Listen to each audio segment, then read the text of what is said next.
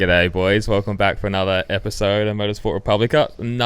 So many special episodes lately. We've got the fan of the podcast, Mark Danby, a.k.a. Bandana Man, a.k.a. ex-F1 journalist. Long time ago there, but yeah, thanks for having me on, boys. No worries. Thank you for coming on. It's bit of a different look to the studio as well. Yeah. Yeah, definitely. Yeah, we're a bit squishy in the studio for 4, so had to bring it out to go on tour again. Yeah, we're back on tour. Other side of Melbourne this time. I say it's a cool setup, man. Sent from the other side. It's a very cool setup.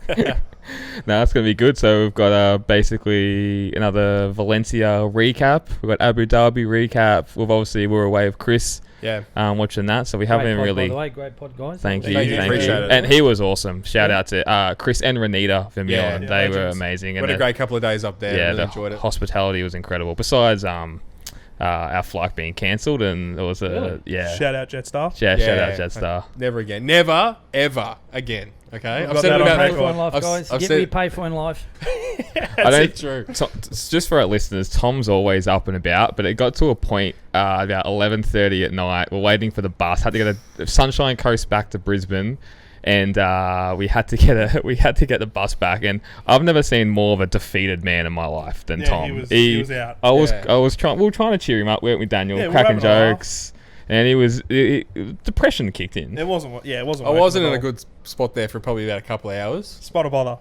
And then we had the cockroach incident in the bus on the way there. Oh yeah, cockroach was crawling on my arm. Yeah. I hate like bugs and shit. Oh yeah. But by the time we got into the hotel room, had my $30 food credit, got my pizza at like 1:30 in the morning. I was fucking sweet. And can't let the voucher go to waste. But No way. I had to squeeze everything out of that fucking shit stuff. Squeeze every ounce of fucking juice out of it. And then a 4:45 a.m. wake up back to Melbourne. 4:45. Yeah, it was a couple of hours sleep. Before, yeah. And had to get up at the crack of dawn. Oh, I was cooked, man. We had 3 days of 4 hours sleep, so it was fucking... Yeah, it was a lot. Yeah. But anyway... Worth it, 100%. Yeah. We had a great time. So shout out to them. So I guess we'll just be catching back up on Abu Dhabi, Valencia, the Valencia test, all the fallout from Banyai's championship, all the records we've seen broken by Verstappen as well. Yeah. It's a big one. Well, Mark, you've had an incredible life in and around motorsport, so we're keen to have a chat about that in the second half of the pod. Okay, sweet. Yeah.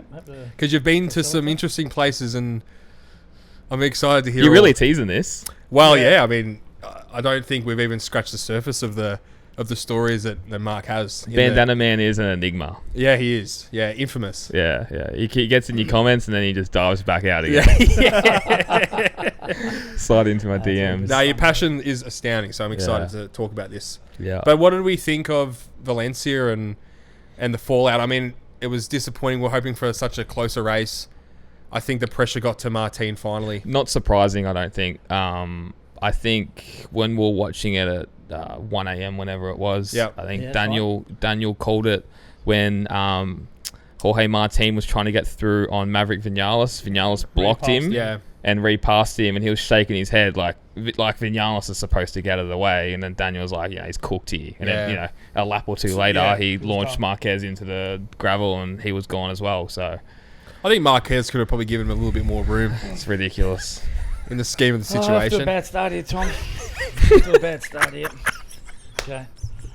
So I'm poking the bear, aren't I? You better get that radiation suit ready. But racing... The race itself, I mean, when you think about amazing race, yeah? Look, incredible race. I think you guys watched as much as everyone else, but these last 4 Grand Prix were pretty outstanding, I thought. I mean, apart from probably the one in Malaysia, but that was run by the tyre pressure thing. Okay, yeah. But we did get a cracking into the season. If you had said 5 races out that, Alex Marquez was going to win a race, Gin Antonio was going to win, you would have laughed at you. You would have got locked up for that. Yeah, 100%.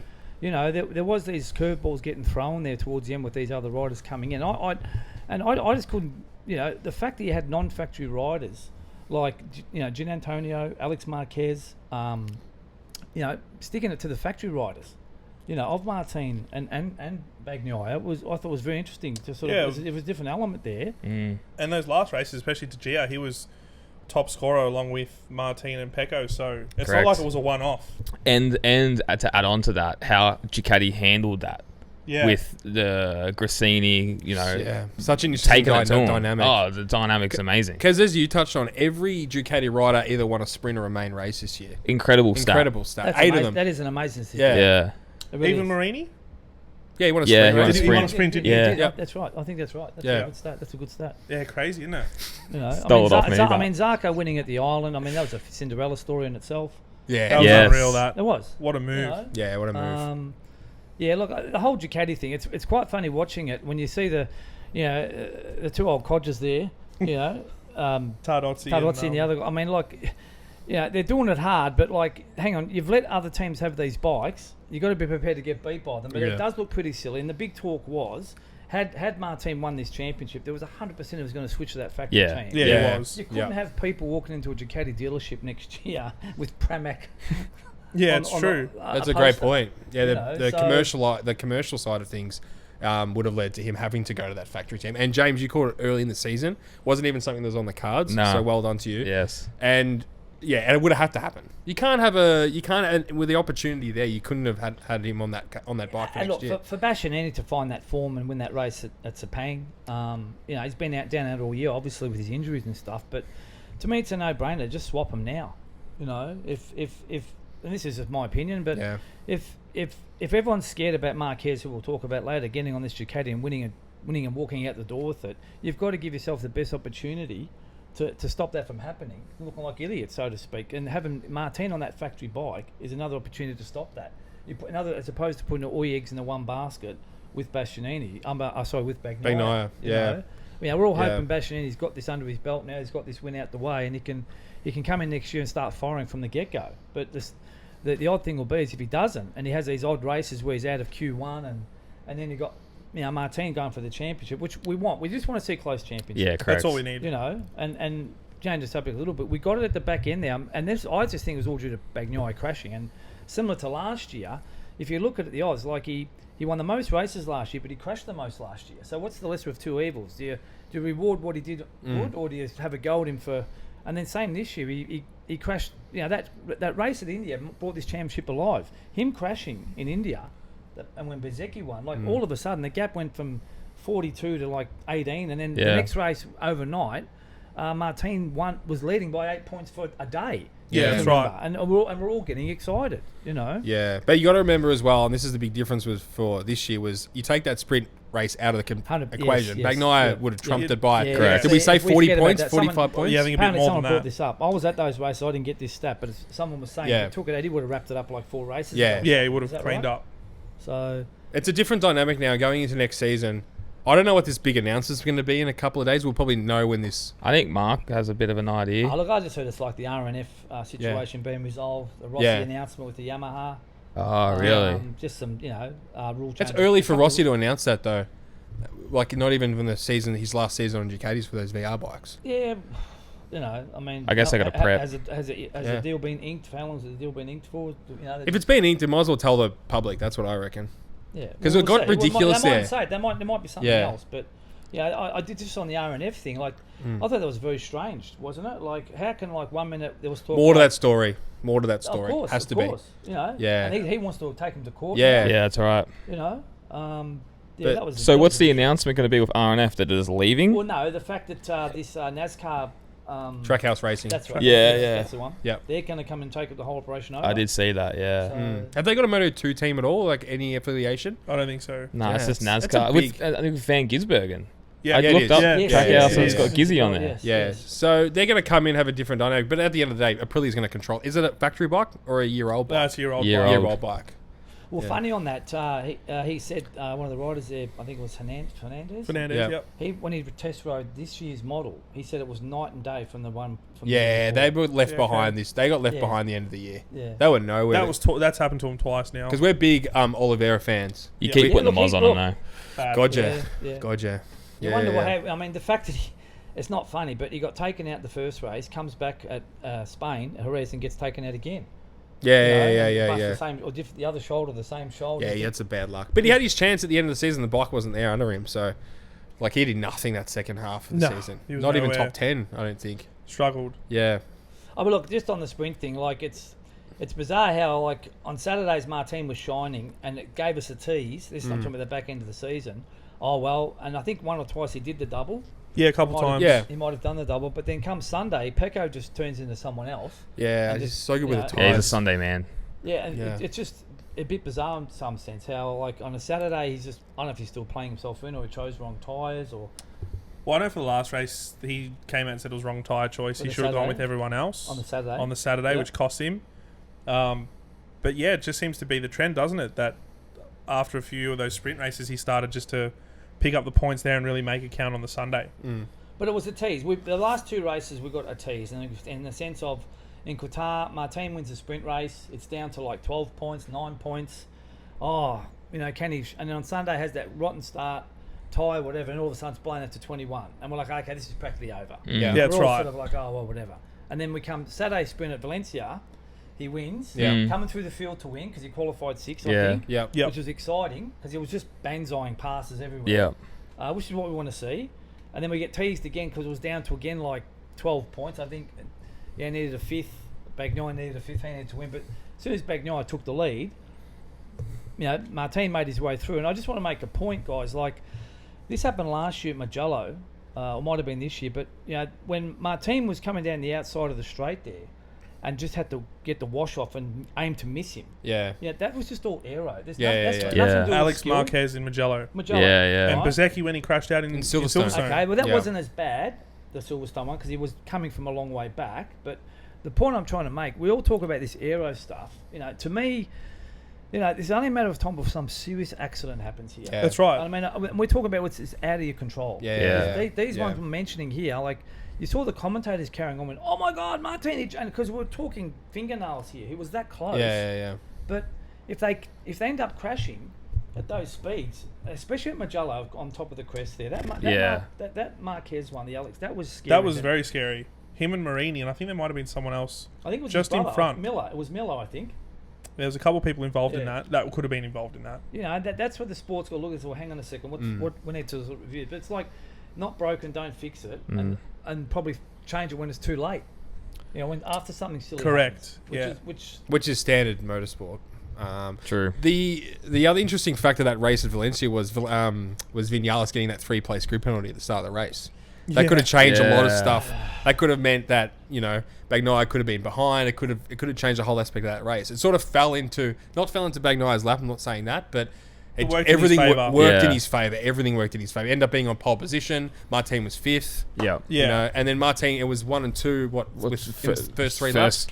Almost first corner. Yeah, and then anything could have been different from there. So, look, back to Martin charging through the field there. Look, the Marquez one. I mean, this is the thing about the Spanish. They're hot-blooded. Yeah, we love them for that reason. But at the same time, they just have blackouts sometimes when they do these banzai movers.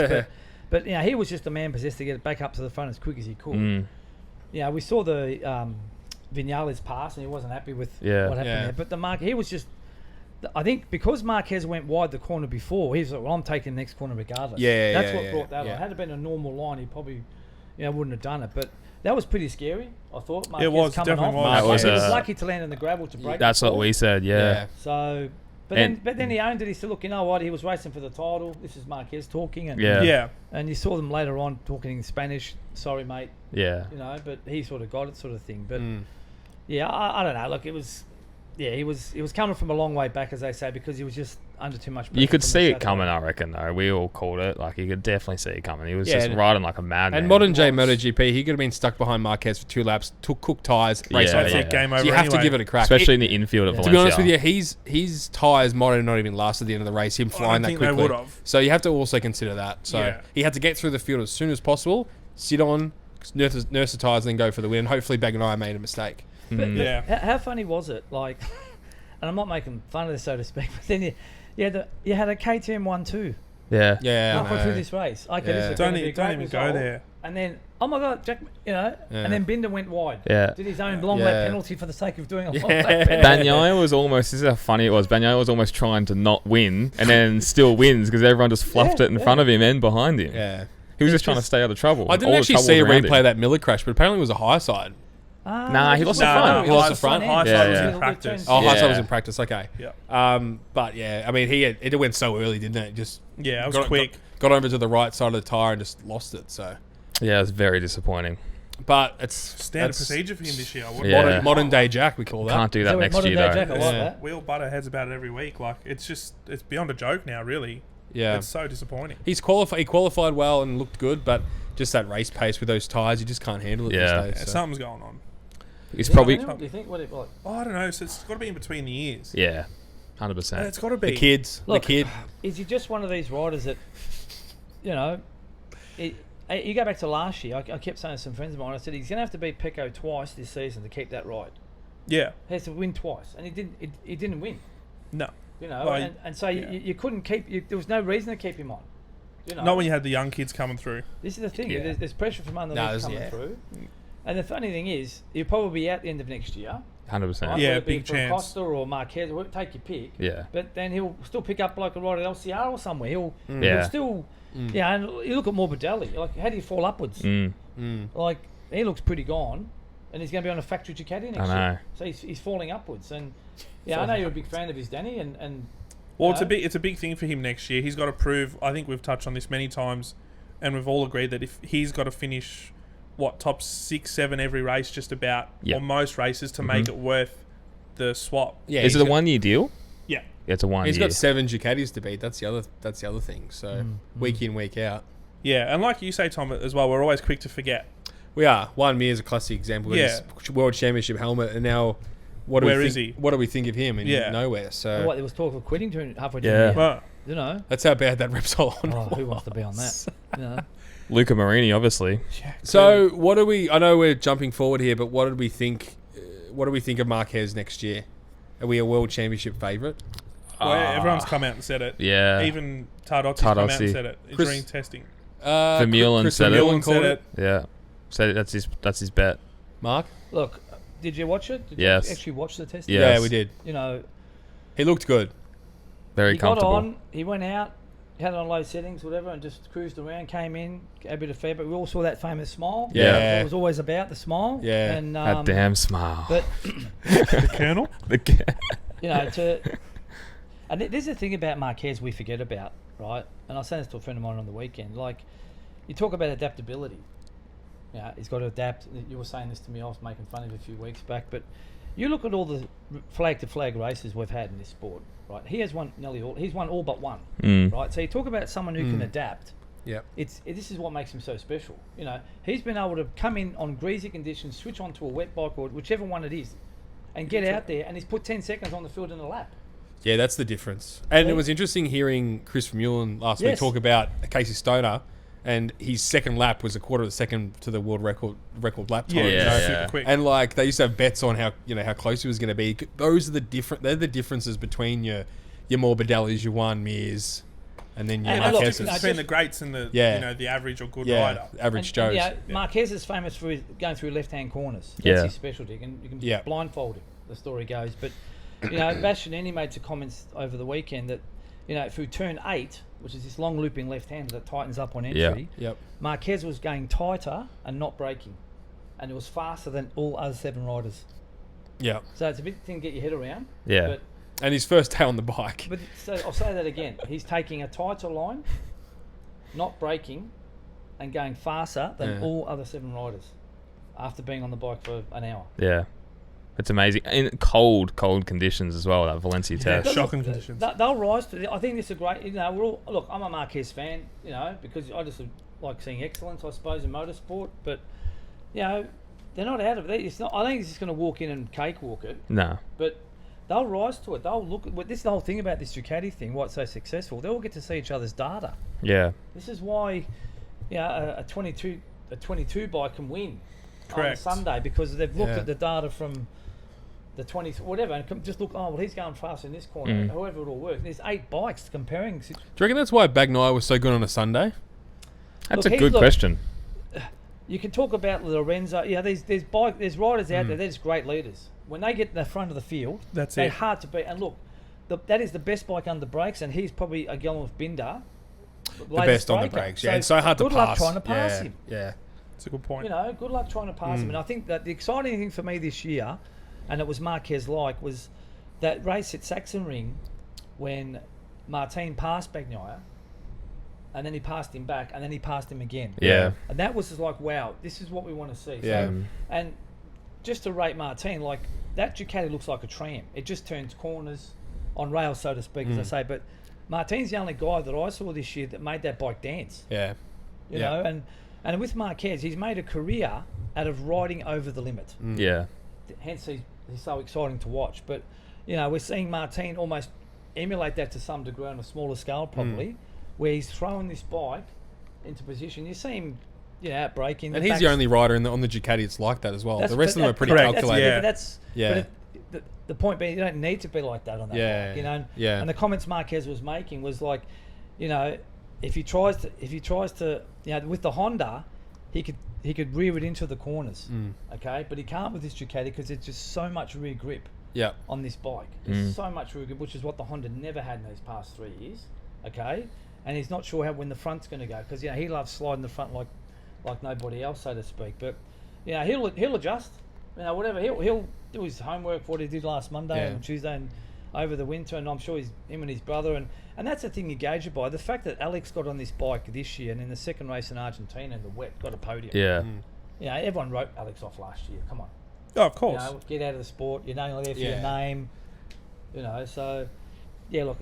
Well, we wrote Digier off at the start of the season. I can't believe where that form came from. Amazing. Just doesn't make sense. That's Carcetti, then. You know, well, that's just from them letting him set the bike up. Yeah. And I mean, Frankie Carcetti's been around the traps and won the championship with Mia. So the guy knows what he's doing, and that's like massive for Marquez. And he's Marquez. Yeah. This is what's going to and that's going to help him so much. Yeah. I think it'll be a good change for Marquez from Hernandez as well. Yeah. It'll be fresh. Yeah. And, you know, going back to, like you said, that photo, I'm not the biggest rap for him, but I was like, that's awesome to see. And you could tell already, just from watching it, the feel in the box for Marquez was so much better than what it has been at the moment. Yeah. And that's down to the people in there that are already there from Grassini. And Carcetti, I think that's a big thing that he drives. Yeah, family team. Yeah. It's a bit like Pramac as well. 100%. Yeah. Imagine if Grassini wins a world championship next year. It'll be huge. That'll be the best thing ever. It would be crazy. cool. So it's like Alpha Tauri winning. Yeah. What's your predictions, Mark, in 2024 for Marquez? If you could put a number out there to win a title. If we just go by the form guide, right, and you go back to last year, I won't use this year. I'll use last year. The fact that Bastianini won 2 or 3 of the first 5 races at the start of the year, because he was on the previous on an older bike, right? So, you know, and the commentators said it during the testing, like this year's Ducati is so good that how much more can they really improve it? Really, I mean, I'm sure they will, but the difference between last year's bike and this year's bike was a big step because that's the first thing Alex Marquez. Yeah, a lot of them said that. They've said they couldn't believe the step. Look, you know, I think it's all psychological. You know, I was an Alan Prost fan when I was a kid, and he always used to say, motorsport is 90% psychological. So if he turns up in Qatar and wins the first race, or the second, a lot of people are going to be on the back foot. They're all just going to be on straight away. Well, this is our worst nightmare come true. And you look at Martin in the press conference after testing, we need to find a way to beat him or stop him. I don't think it's going to be the worst nightmare, though. I think this will change a lot of people's opinion on him, winning on a different manufacturer and a more popular... not a more popular manufacturer, I shouldn't say that because Repsol obviously is pretty well renowned. But I don't consider myself a Marquez fan, but I'd love to see him win next year. I reckon it'd be so interesting for the sport. Tom, what is it you don't like about him? Is his personality? Do you think he's a sort? What is it exactly? We'll get into Rossi later. We'll get into Rossi later. Marquez. No, but we'll get into the Rossi later. That's the whole factor. Okay. Well, that's just been a tard. So. Can't handle Bleep that was coming. Bleep that out, Curdy. You told me I couldn't say the other word. Going back to improvement of the Ducati, we have been here once before, and a lot of people forget 04 to 05. Yamaha basically had the perfect motorcycle by the end of 2004. By 2005. Then going into 2006, even Rossi said we tried to improve on perfection. It didn't work. Sometimes they came undone. Yeah, and they came undone. So it's just we have been down this route before, and it could be interesting for next year how much more life they're going to get out of that bike. Look, you look at the three riders. You got Bagnaia, Martin. They've got to start at the top, surely. Come on, they're coming off the back of the end of the season where they're pretty much, not dominated, but they've shown to be the class riders on that bike. Yeah. The question is, and this is something you talk about a lot, Daniel, can Aprilia and KTM pull their finger out? And from where I see it, it's the riders. Well, this correct. That comes now into silly season. Pretty much everyone's out of contract this year except for Binder. I could be wrong, but I'm 90% certain Binder's the only one and now Marini with a contract going into 25. This is where silly season kicks in, and this is where Aprilia, prime example. Marini got 2 years. He got a 2 year deal. That's what pushed him over the line. Yeah. This is now where silly season comes into effect, and Aprilia's got to pull their finger out. Espargaro's doing his last lap around the sun. He's cooked. I think Chris touched on that. It's his last year. It's his last year. It's almost a waste of a seat next year. It is seriously the biggest waste of a seat. Yeah. So this is my beef, James. Do it now. Yeah, I know. Okay. Put Aldeguer in there or something. You've got an opportunity here to chuck an whoever. Do it now. And if the kid crashes half year, so what? He's going to be set up for the following year. Yeah. Why waste another year? I know, it it's happens frustrating. with all the anyway. You've got this small window at the moment before Marc Marquez ends up on a KTM. Now, if that ever happens, God help everybody. Okay? Because I still think that's the best bike. Okay? I still think if you put Fabio Quartararo on the Aprilia, fight for second and third place. Yeah, there's an argument for that. Yeah. Agreed. That's my opinion. No, there's an argument for that. But to me, the Aprilia this year, it only worked in cold conditions. It dominated at Silverstone. They got a 1-2 in Barcelona because it was cold. And should have won in Argentina. It's only specific. Yeah, that's right. Should have. It's a track-specific bike or condition-specific bike. The fact they got a 1-2, come on. Beating the likes of all those other guys. Admittedly, okay, that was the race Bagnaia got run over, which was unfortunate. But it's a bike that only works in a small window. I think it's one of those things, like I said, it does come down to the two that are on it. Like we said, Espargaro's got to go, and Maverick's done, I think, as well. 100%. He's not deserving of a factory ride. He comes to life with 5 laps to go. I mean, mate, just start him in the pit lane with 5 laps to go and put him in 6. You bet. Like, as well. No, but it's frustrating. If you're a Vinales fan watching, it's the biggest cock everyone made the tease. joke last year about how he just stalls at the start. Wait for it, he'll stall, and guess what? Yeah. Couldn't go off the line. He doesn't stall, but just fluffing the you stuff. may as well have reverse. Yeah, exactly. And things like, we didn't probably take it serious at the time, maybe we did, but what was all that stuff at Austria there to revving that Yamaha? Yeah. What's trying to blow the motor almost. What's all that really? It's all in between the ears, and he can't handle the heat. And another example is another Spanish. Marquez following him in qualifying. He gets on his head, he cracks it, fluffs the lap. Yeah. Couldn't get out of Q1. Cracked the sheets, went in the pits and lost it. That's what I said before, guys. Psychological. Yeah, that's right. If you can get in their head, get in their head. But that's why you look at Marquez. He's got the killer instinct, but he's calm. And look at Pecco Bagnaia. He's got the killer instinct, but he's calm. Yeah, but he has a sook from time to time as well, over nothing. That's true. He does. Sometimes he does. He says some. But on track. We're on track though. On track. But really, who hasn't? Yeah, but that's my point. That's true. They come across cool and calm and collected, but underneath, at the end of the day, 100%. They're still maniacs. So, always. Yeah. Look. Anyway. So anyway, you didn't answer my question. He's a Marquez. politician next to me. Look, Where did he work, Mark? If what we saw last week is getting to gauge by, there's concern for everyone else to think this guy's going to come in and do the job. Okay, so he's going to win it. Okay, I think he'll win it. Okay, I like it. There you go. So we're all on the same page? But I don't think saying that. No. I don't think saying that's going out on a limb. Martin's going to win the championship. There you go. It's fair. That's fair. But I don't think saying that is going out on a limb. No, it's not. Look, Simon Crafer made a good point. They're all talented. Okay, it's just who wants it more. And that's why he keeps saying Marquez wants it more than all of them. He does. And you look at all those races where he came from nowhere to win. Not 2019. The hunger's still there. It was the most dominant season we've seen. That 2019. Yeah, 19. Yeah. He won like 13 races out of 20 or something, and the 3 he came second to. He got beat at the last corner. Yeah. So and you can tell he's got that desire. I don't know if you guys. I think you sent it to me, and we were talking about this, and that footage from him in the plane.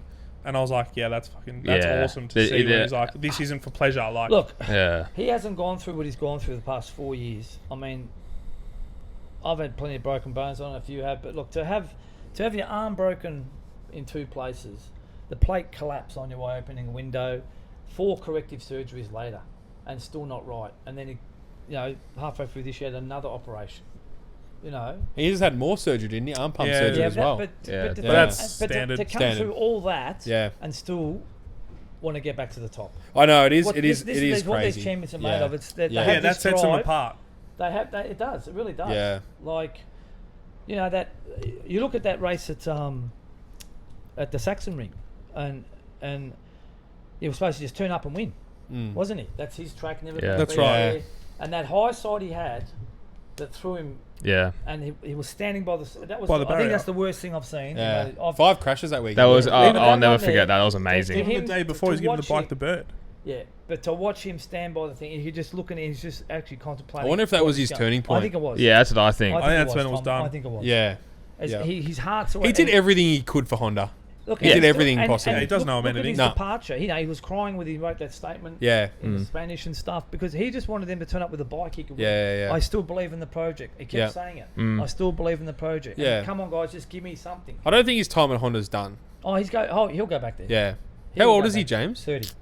He's only young. 30. Yeah, it's crazy, isn't So it? he's number 93 because he was born in 93. There you go. That's an easy one to remember.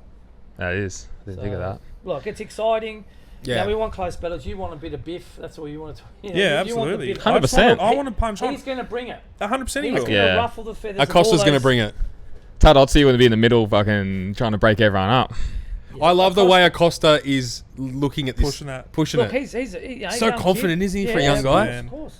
But we saw him at the outside The pub. in Cows. Yeah. You could tell how confident he was in himself. He wasn't like a little reserved Spanish rider going just trying to eat his meal. He was talking to the fans. He was taking photos with people. He was giving people shit because they didn't have the right hat on. Tom, Like, I love that stuff. And Tom, that goes back to when Lorenzo came. And if you look at Rossi when in his reign, like he just out-psyched all those blokes. Givenow. Yeah. Yeah, he got the mental edge. out-psyched all Yeah, of he them, did, okay? yeah. But when Lorenzo came in, he was his own person. Yeah. Doing the flag in the sand, the Yeah. moon stuff. Yeah. So Lorenzo was like, not going to work with me, mate.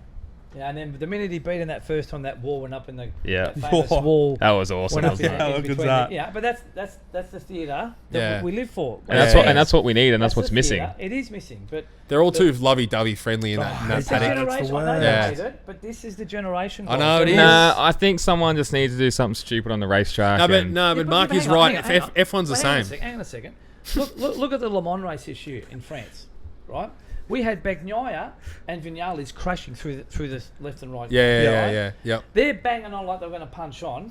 2 seconds later on the same scooter. Yeah, I know. That's no, the worst. fuck that. I What a fucking letdown. hate that. Let's see. True. Bloody True. co- What a letdown. Bloody Wait, COVID. This is the bib. Ding, ding. Where's the... Yeah. I wanted to see whose helmet was better. But You can't do anything these days, though. Social media, you just fucking That's crucified. the thing. It's It's different. all role models and how they're depicted in the Sponsorship, media. bullshit.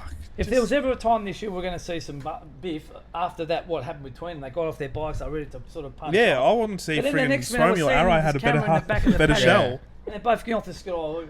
Yeah, I know. It was ridiculous. Yeah, fucking. That's a good point. It was a letdown in the sense because we were hoping Oh, man. for this bit. But look, Marquez, he'll bring that. He'll ruffle those feathers because at the end of the day, yeah, look at this fallout him and Bezecchi had. You know, they've kissed and made up now. Oh, they have? Yeah, they've Well, kissed and made Bezecchi up. said some words, didn't he? Yeah, but he's saying he didn't call him a Yeah, dirty rider. yeah. Okay, I've been misquoted. Whatever. Yeah, that's all right. In Yeah, the but- translation. But my funny one was when Marquez goes, I don't pay any attention to him. No. You know, like, you know, Yeah, who's he to acknowledge him, Marquez? like, you know, Yeah. what's he done? What's he done, sort of thing, and, Yeah. and stuff. But you know that incident there. You know, it's the first lap. Look, we're seeing this more, guys. These guys, the bikes are going down on the first lap because that's the one lap you got to try and get to the front. They're going like That's right. crazy. And unfortunately, bikes are going down, and we're missing out because we want to see good racing all the Yep. way through. So, Oh, yeah, Sepang. Mm. That's a good point. Just going to divert a little bit of a funny, weird one out of Valencia. What's to go with this shitty MotoGP team radio that was popping up for no reason? Oh, yeah. What was that? Because it was like It was 10 minutes late in the news. Yeah, and it was like radio from the pit lane to Yeah. the pit box. Yeah. Where they're fucking 10 meters away. Martin medium salt. that one, yeah. But like it was, Confirm, that was a bit of Yeah, yeah, yeah. that was a That's Dorna right, that's right. wannabe Yeah. F1. Yeah, and it was just that shit never works. Would you like team radio for the riders if they could make it work? Nah. You like the fact we don't know what's going on. I think it's too, the mystery.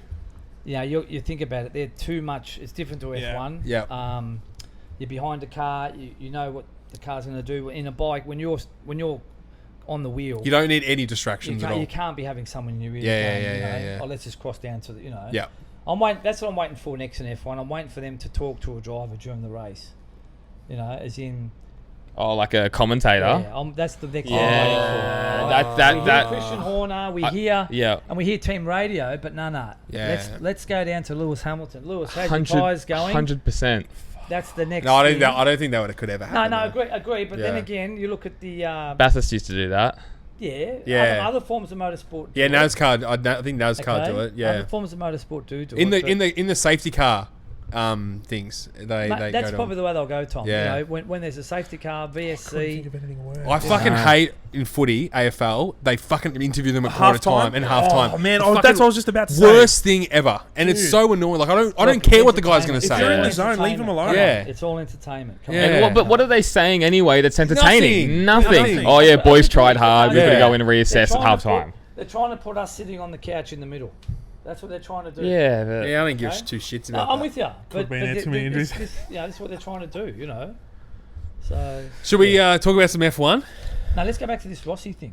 Okay, can't get out of that. Okay, no, I'm not going to put the Rossi thing. I personally think Marquez in his time has been so overly aggressive, and it's frustrating.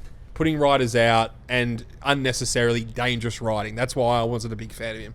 Yes, big Rossi fan I am, but... So would you be talking about that race in Argentina when he just carved through the field and took Rossi out? Is it the one? Well, that's the day they fell out. That's yeah. Do you remember that one? That was good. But he and I don't think he's done it in recent years because he hasn't had the bike to do it, but the over-aggressiveness unnecessarily frustrates me.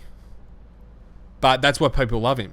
So it's like That's why I love him, just because his riding style. And I love someone who's aggressive because it's a double-edged sword. Yeah. People say, "Oh, it's now too boring," as we're all saying. I know. But you love to hate someone. You want a villain. Yeah. And you want to see that aggressive person because it gets your blood boiling. So can I just flick this on you, Tom? So, you love Max Verstappen. Oh no, I just about to say he's going to mention Max Verstappen, who is the most over-aggressive driver in the F1. Which way do you want I know. You can't have it both ways. I'm not all there. All right, seat oils. You look at Max Verstappen in 21, and here you are having a crack. I know. Come on. Yeah, so explain yourself then, Tom. Why don't you like Marquez then? He hates him, period. I don't know. No, hang on. I've done my defence today, and I've said that I would love to see him win next year. So I'm over that hump. I'm coming back down the hill, all right? He hasn't made a good argument, has he, Daniel? No, that's terrible. But the thing is, what you're saying is right. But Marquez has owned it. He has said, "Listen, I'm not there to make friends." Yeah. In the times when he has put people out unintentionally, he has come out and said, "Listen, I'm here to win. I'm here." He's owned it. He has owned it. What multiple world champion hasn't been like that though? Nah. Pecco. Yeah, but he's just early on. He's just won 2 and. Take out an aero. Yeah, well, look, he won because of aero. How much is it the bike? I'm not just trying to discredit him. He's done the job he's had to do, but yeah, you want to see what's going to happen when he's been tested more race in race. If Bags wins the championship next year with Marquez on a similar bike, solidify him. KDM, and that's 3 in a row. Yeah, that's fair. That's their next level. The reality is he's still the guy to beat, but then you look at races like Qatar. Then how was it? How was he just riding a level lower? Because how was it that Gin Antonio on last year's bike was able to? Oh, I think he was. They just did say playing it it safe. Wasn't he? They did say it was braking better around that track. Coming off the high speed straight, it was actually a lot more stable under into turn 1. There's just been a couple of times this year where he hasn't been. Yeah, even Sepang, he got beat by 2 Ducatis. So he got beat by his teammate, and he got beat by Alex Marquez. I think for him, I'm just trying these things. Yeah, 100%. If you're the man. You should be at the front. You should be at the front. I think he's probably learnt from, was it 21 that he lost? Just take the points. Yeah. I think he tried too hard, similar to what Martin was doing, and I think Martin will learn this. And then if he wins a championship, ultimately you'll probably see similar to what we've seen with Pecco, where yes, he'll win some races, but then the rest will be in the top 4 or 5 spots. They'll just take the points home, bring it home, and win. That's it. Just do what they need to do at certain points in the race, rather than try to risk it all because they've learnt from their mistakes. But that's what Marquez talks about. You've got to know how to win a championship. And he was saying it 5 races ago, it's harder to defend than win. That's just trying to describe what Peckham would have been going through to defend it. Look, the last thing I'll say about Marquez is this, right? You know, you talk about classic races and the greats and all the rest of it. I think it was 2015 Phillip Island. You had Lorenzo on the Yamaha. You had Rossi on the Yamaha. You had Inoni on the Ducati. And Marquez on the Honda. And this is the race that preempted Rossi to crack it the following race at Sepang. Correct. Was that Seagull? Yeah. But if you want to go and watch this, go and watch the last lap, because Marquez came down that straight and he was fourth. Yeah. So he was fourth behind two greats and a bloke on the Ducati. The Ducati being the fast bike around the island. Hence Stoner's record around there. I mean, that's Casey Stoner. That's Casey Stoner anyway. Agreed. And he won that race. He passed all three of those guys on the last lap. Yeah. Now think about what I'm saying here. You know, somehow around that whole lap, he's passed all three of them to win that race. And the fact that Inoni pipped Rossi for the podium, because Rossi would have been. I think Rossi crossed the line second behind Lorenzo, thinking he was probably going to win that race. Yeah. End up being fourth, and that's what made him, you know, lose his shit, so to speak, by the following race. And he thought Marquez was playing games, accused him of playing games. Yeah. And he was trying to say he was playing games at Phillip Island. But again, I said, well, hang on a minute. You were playing these very same games 15 years ago. Yeah, that's right. Against Gibernau and Biaggi. I'm not bagging Rossi here, okay? The guy's a legend. Yeah, of course. Yeah. But we talk about when you know your time's up. You know, these are the things that people talk about. You start, little things start. It's not you getting any slower. The little things start getting to you, hence the slap on the helmet by, you know. So to me, to see Marquez do something like that, how many other people could have done what he did? Or even on the bike he was on last year when he from third to second. That too, yeah, that too. Or almost won, you know. Yeah, but to me that was the race for me, and because he wasn't in the championship that year, it was out of Lorenzo and Rossi that year for the title. For whatever reason, Marquez had too many crashes that year. Okay, but yeah, that race there, that's. I just say to people, look, if you're going to bag Marquez, go and watch that race and tell me what other riders could have done that, you know, against Lorenzo and Rossi. You know, two legends. Come on, like that's, you know. So that's what I'll say to you. Yeah. It's a good point. Thing, it's a great race. It's one of the best races in history as well. It's an amazing race. I mean, we were there watching it, and we normally sit at turn one, and I think we had our girlfriends at the time back.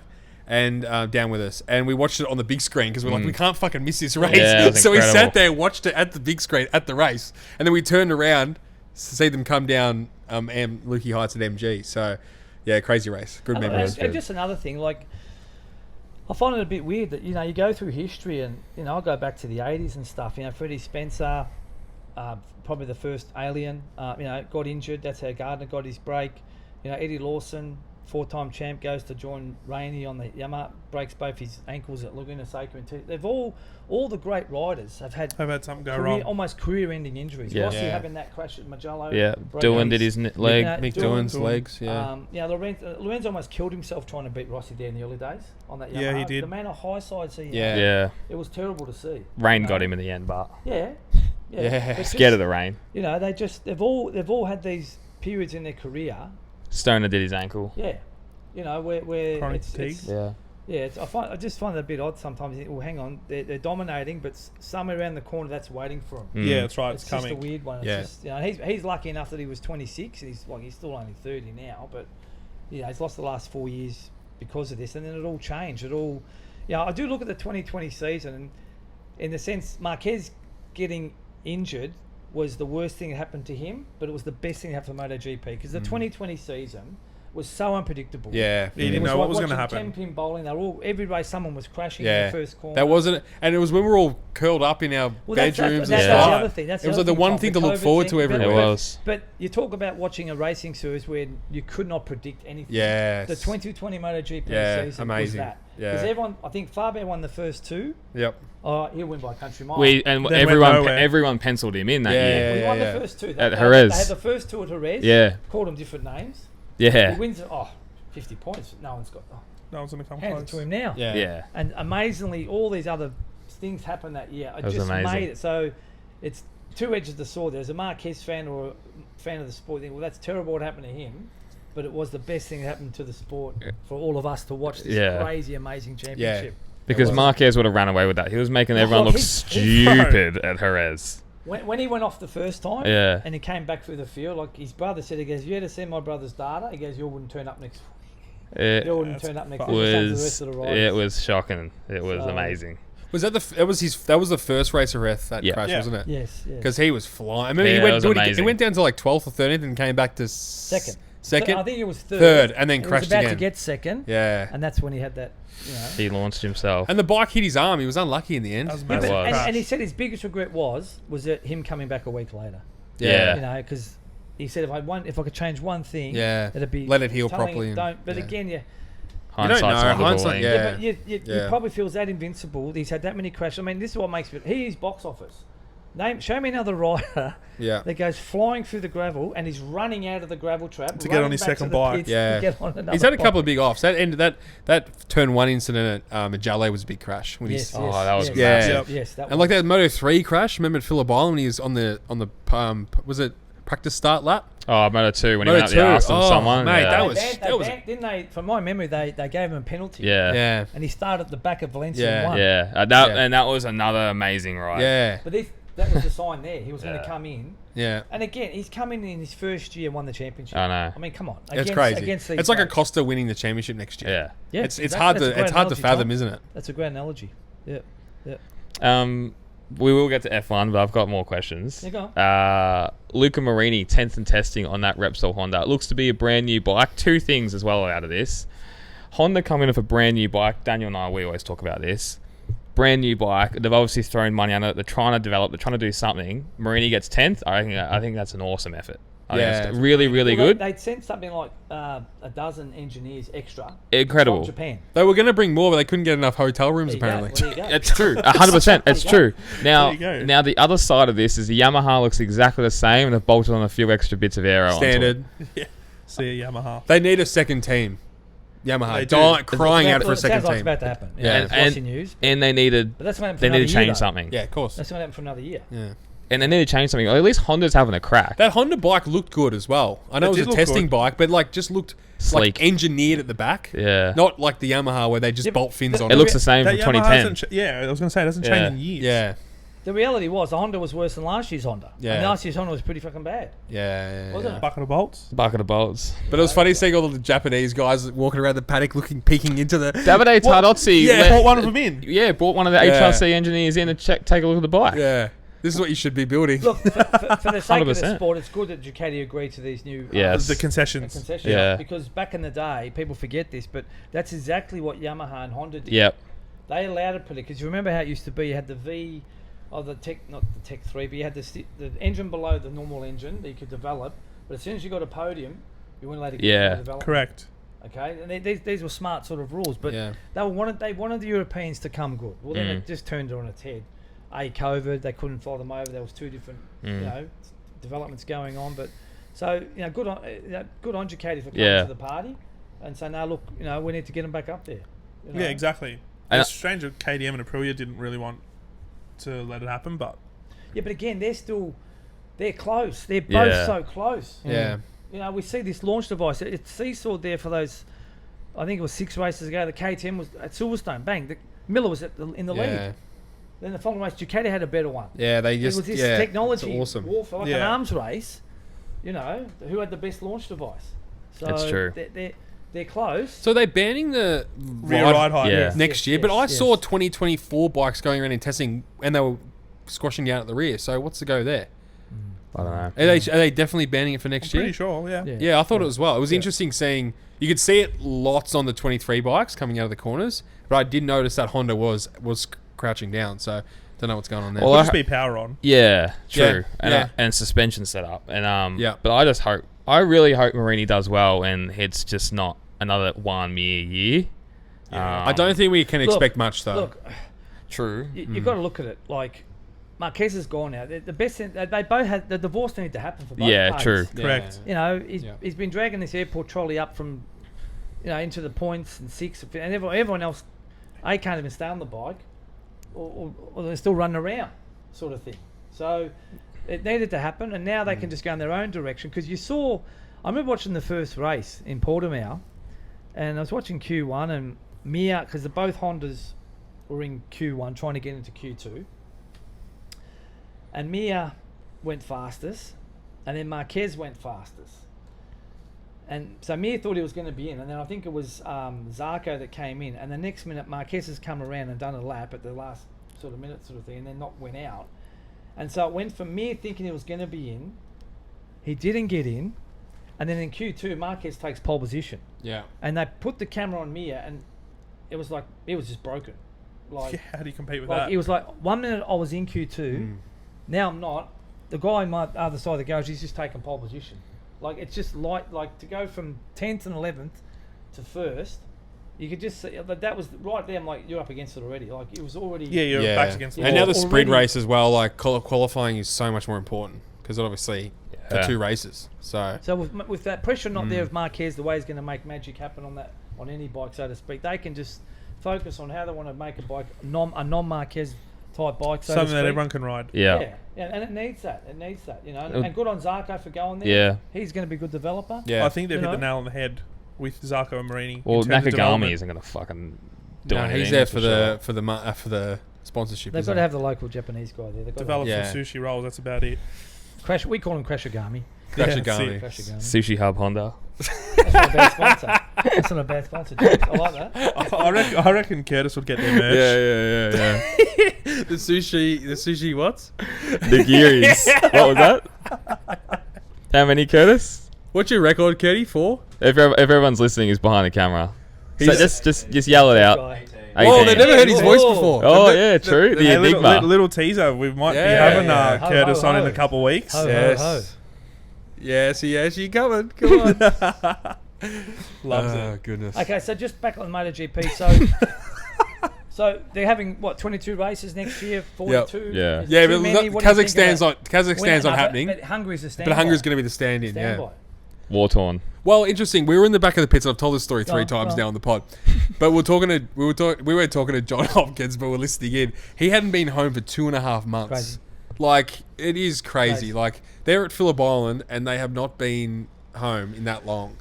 And it would take its toll being in hotel rooms all that time. Yeah, but that last back end of the season, they're all saying 6 races in 7 weeks. It's crazy. On 3 different continents. Yeah. You can't. Yeah.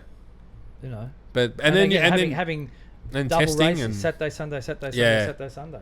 Now, unfortunately, the island got washed out for the sprint there. But look, they made the right call, the Australian Grand Prix. Yeah, they did. 100% they did. It did stop raining at the worst time when we were down there, but it would have been... The wind was just howling, wasn't it? Yeah, you look at the last 2 years. Last year, there was literally like floods 3 days before. Yeah. You had to catch buses. Yeah, and this year was all good weather. Everything off. But, good on them for making a decision, putting the race on the Saturday and just doing it, smartest thing. They couldn't afford, if you look at the COVID situation, what happened with the Melbourne F1. Yeah. How we lost that Grand Prix because of mechanic. So if you had to look at it from a negative point of view, imagine that happened, which it did, and then it happened again. And we could have swapped this. You could have, it would have been bad publicity for the corporation to have hang on, you've had 2 events within 2 years here. Not good. Get knocked over. Not good for Aussie motorsport. Whereas the second one, you had a chance to change. So we always hear this, they could have, should have, would have, but this is the first time I've seen where they've made that call. And they made the right call. Like, it was so dangerous. We were sitting at turn 1 and we saw... Was this on the Sunday? Yeah, we saw Vietti go off. Oh, shit. Being blown off the track, doing a front flip like at 300 k's an hour. They said this at the island. If you do the ride, you come down the straight. Yeah. And as soon as you drop down, that banking gets removed, so to speak, and then the wind comes straight in. That's what picks the bike up. Yeah. Yeah, it's crazy. It's an unbelievable track, that. Best. Some say best in the world. You've been to a few tracks in your life? Yeah, I've been to a few, yeah. I think Phillip Island right up there? I think it is. Laguna Seca gets talked about a lot. That was a good track. Yeah. Bit technical. But if you took the corkscrew out of Laguna Seca, would it be that good of a track? Oh, there's still some good corners. I think the first corner is pretty wicked, and it's that left. Yeah. That's actually a good track. Even those 2 left-handers that led up to the corkscrew. I was going to say, going up the hill is good too. It is a good track. Yeah. I think any track that's got high or low undulation tends to everyone We likes always Spa. speak about so this. Undulation makes tracks. 100%. Yeah. And we always talk about these new tracks being designed by Herman Tilke. They're just, there's no gravel traps. They're all runoff areas, all flat. Well, he has made some good ones. He's made a couple of stinkers too. But I went to the one in Turkey with the quad corner. Oh, Istanbul. We spoke about this with Chris last week. Yeah. That's one of his favourite tracks. Look, that is the modern day Turn Spa. 8, Istanbul. That is the modern day Spa. You do not understand until you're there. The undulation. Yeah. That COVID race there for F1s was amazing. Yeah, well, the two of them were. Yeah. And the weather made it, but Hamilton won. Turn 1, up to turn 2 is just as high as going up a ridge. It's longer, and then it dips down, and that's the thing. And that kink on the back straight. All of it. Because it's a down and uphill. Yeah. So any track with any decent elevation, just hence that turn 1 at Austin. That's a wall, mate. That is and you've got 7 different racing lines in that corner as well, and that's what's good about Kodo as well. Wide. That's one thing Herman Tilke has done. He's made these tracks so wide that some of you can take 50 different lines. But unfortunately, some of the others are just way too technical. It's one line. It's just one. It's one line. Yeah. So let's go into F1. So end of the season, probably one of the most dominant seasons ever. Look, not the most. If you really think about it, stats say it is. Everyone says that he had the best car. Right? Well, I know you guys bag Perez out and want Danny Rick in there, but at the end of the day, it was one driver making that car. I want Liam Lawson in there as well. He had a bit of a go for a couple of races, but Max did something with that car that. Is George Russell winning 10 in a row in that car? Not a chance. So, no, this is my point. You try and name the drivers through that grid that could have done what he did. There'd be a handful. Perez's average starting position was 10th in the last 10 races. Look again, that's disgusting. That's terrible in that car. But that's my point, guys. How good wasn't this car? How good is he? Yeah. Not just him, but how good wasn't this car? If it wasn't, he's just had the most. That's the most dominant season I've seen by a driver. Yeah. It got I'm a Verstappen fan, but it actually got to the point where it was getting boring for me. Yeah, but look, they used to say it's about Schumacher back in the day. Alan Jones used to say it on the coverage. This is what happens when you put the best car and the best driver and the best team. Yeah, that's what you get. Through the Merc years, we were a bit lucky that they let them race, and you had Nico and Lewis going for some. But Nico saved those years for F1. Agreed. Yeah. Otherwise, then you look at Vettel. Well, that was just a leg up. Yeah. Webber was the clear number 2. Yeah. And look, mate, there's not too many drivers you're going to put in that Red Bull that are going to match Max. No, not at all. I think the only person is Hamilton. I'd say Alonso. Yeah, I was going to say Alonso would be a chance. Yeah. I don't think he's current. I don't think he's current age, but I think. It's not the age, mate. Well, yes, he's 42, but 42. He's 42, but he's sharp as a tool. That's the difference. He went away from F1 and kept racing. He did Le Mans. He did other. He was still in cars, so he was still very sharp, so to speak. Well, he went and won Le Mans, and then it was leading Indy 500, and the car blew up. But in a McLaren, which he left F1. Well, that was a joke. That was just a joking thing there. But he's got to be. He's a big legend of the sport, big Alonso fan. But it's just it was just one of those dominant seasons. I don't know what next year's going to bring. I think it's going to be interesting seeing how Mercedes are going to tackle this brand new car.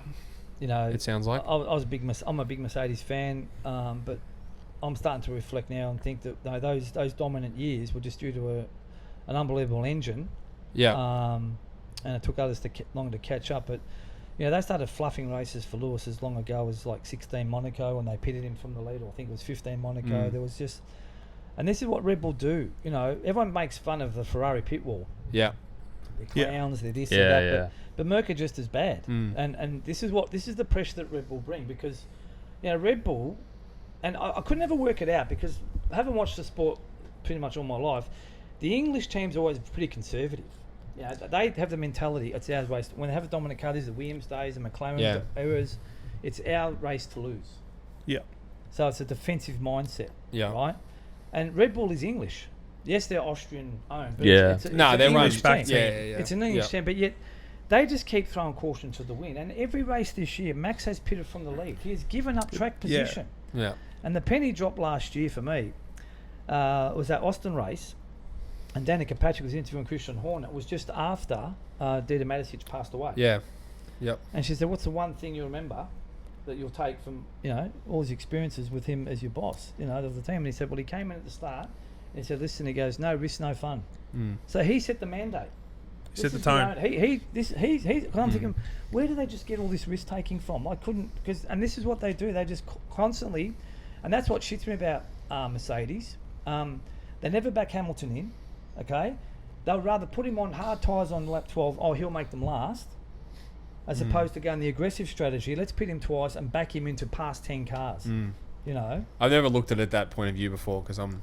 So the key, I'll give you a race in 21 there. The Austin race in 21 Lewis was leading, Max was second. Yeah. And they were going off into the distance, and they pitted Max first, Yeah. and he came out behind 2 cars, right? And then Merck pitted a couple laps later and came out behind Max. Yeah. So the undercut was the way to go. But the difference was Merck refused to take the risk. Oh, no, we can't pit because he's going to come out behind another car. Now, this is a track you can pass on, and it's fucking Lewis Hamilton. Yeah, it's Lewis Hamilton. Okay? Yeah. So this is the difference. And the same happened back in the Schumacher days. Braun would just back Michael in every day of the week, regardless of... The simulation might have said, you're going to be 2 laps short at the end. No, I'll back him to make that up. And he would make it up. You know, this is what they don't... This is what frustrates me about teams like Mercedes that don't... They've got the driver to do the job. And he's done the job. He's done a couple of times where he's had one hand behind his back and come through, yet they still don't rely on that for the next time. They'll go back to this conservative... Yeah, look at Hungary, those races in Hungary where he pitted and Well, on again, a soft he was tyre. supposed to not catch him. Sorry. They said he'll get him with 1 lap to go. Yeah. They got him with 3 to go. So that's 23 seconds in 15 laps or something, and just qualifying lap after qualifying lap. Probably one of the craziest performances ever. It's just fresh tyres, Tom. That's all it is. Yeah, you know, makes such a big difference. So that's to me, that's all Red Bull. Look, next year, what's it look like? Well, let's talk about a negative scenario. Like what's and it's a simple math for me. What's a bad season for Max Verstappen next year? Now, try and give me a number. What's a bad season for Max? How many wins is a bad season? Oh, I think a bad season would probably be 10. Yeah, I was just going to say less than 10 wins. Okay. Yeah. Pick a number, guys. Yeah, less than 10. I see him winning 8 to 10 races. Yeah, next year. Well, I think he'll win more than that, but I'm just trying to give you a scenario here. Let's say you win. Lock in 10 races. Yeah. Okay. There's 24 races. So whether it be 10 races wins and he's had 2 DNFs, let's throw in a couple of DNFs, right? So let's take away 10 of the 24. That leaves 14. So for someone else to win this World Championship next year, you are asking, A, Ferrari or Mercedes to build a better car or an equal car and outsmart the Red Bull pit wall. But then the problem's going to be, which one of their drivers is going to be the number one? True. It's interesting. This is and the other thing is you've got 3 teams. You've got Mercedes, McLaren and Ferrari all taking points off each other. Yeah, but and that's the difference. But the thing is, you know, this is what shits me about Toto. You know, we owe Lewis a championship. We owe Lewis an 8th title. Now, I think he's talking from guilt there, the way he stuffed up. We'll get on to Abu Dhabi 21 in a minute. We will. But you know, have you told George Russell this, Toto? You keep saying we owe Lewis an 8th title. Well, here's George Russell thinking he's going to go for the championship. Yeah, it's a good point, mate. I mean? Yeah, like, that's right. I didn't think of it like that. And I'm thinking, well, come out and say Lewis is our clear number one. I'm sorry, George, you're the future. That's right. But see, take a back seat for a moment. All it's going to take is, for the sake of the exercise, and to me, Leclerc is the number one at Ferrari. Okay, he's the better driver. Yeah, okay, I agree. If he has a bad result and Sainz wins 2 races, or Lewis has a crash the second race, I'm giving silly scenarios, and George wins 2, well, all of a sudden, how do you turn around to these guys and go, look, I know you're leading the championship at the minute, but it's actually the other guy we're backing. That's right. So back to my mathematics here, if that's what you want to call it. You're asking somebody else in one of these 2 other teams to win more than 10 races. More than 10 races. It's really not going to happen. This is if Max has a bad year. That's right. If. So to me, he's just going to do the same next year. I've got a funny feeling Mercedes is going to come out strong next year. They're going to have a brand new designed Lewis car. said it last week, mate. Red Bull haven't touched his car since August. Yeah. Right? They have not developed this car. It's all gone into next year. What's Adrian Newey up to now? Yeah, we'll see. You know. But you got to look at Mercedes. They went horrible in the second half of the year because they did that exact same thing. They concentrated on 24 car. Yeah, but see, they got sucked in last year. They won the Brazilian Grand Prix. George Russell won. And it was a false storm because that particular race there, the front end on the Red Bull just wasn't turning in on that track for that one race only. So it was a false storm because it was a Mercedes 1-2. Oh, this concept does work. Yeah. Right? This Yeah, low pod side thing. Yeah. And they kept it going that direction. And Lewis was saying, no, I've got ideas. We get to the first race this year, they're still nowhere. Yeah. So, yeah, it's a lot, you know, they're climbing Mount Everest. You know, I'm not saying they can't do it, but I'm yet to see anybody outsmart Adrian Newey in the design room to come up with something, yet alone their pit wall. So, and I keep focusing on this pit wall stuff, you know. a good friend of mine, Anna, she comes to the races with me all the time and stuff, and she's a mad Ferrari fan. She says it's like being in an abusive relationship. She likens it. We joke it all the time because we imagine, Benny Hill. Yeah. Oh, yeah, the old Benny Hill. And them doing in the Ferrari pit boxes, the Italians are so hot-headed. They're running around in circles. What do we do? What do we do? And that's what we imagine. And sometimes it looks like that in that pit box. No one's taking control of it. The biggest joke I've ever seen, you probably remember it. If you remember the race in Austria between Leclerc and Verstappen, and he pushed him wide going up the hill. He did, yes. Turn 3, yep. And then Chandok did this sky pad thing, and they Ferrari protest. They turn up to Le Castellane in France, and the Ferrari bloke's walking in with the sky pad evidence. That's what he presented. Listen, no, that's with the drawing with the red line. That's a fact. Karen Chandok, James's favourite. Yeah, shit house. So the Ferrari guy protested the engine. He came in, and that was the evidence he was producing. Yeah. And then Chandok made a joke on Twitter saying, "Look, just so everybody know, I'm not doing the Skypad this week. You can't use me in court." He's taken the whole Skypad into evidence. It is for real. It's just a joke, but that was fair dinkum. Must have been Sicilian. But look, not really Italian. Nah. Catania. Not Calabria. No. We don't speak bad about Calabria. Cool breeze. You're not allowed to say anything about Calabria. They'll come and get you. Yeah. Sorry, Pino. Cool breeze. Cool breeze. Calabria. That's not cool. Or is it Sicily?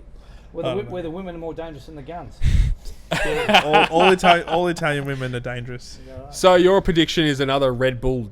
Am I going to say domination, or am I going to say? How can you not say that? The guys just won 19 races, and we didn't have 2 races this year. And the other thing is, not many rule changes. I don't think a major rule change at all.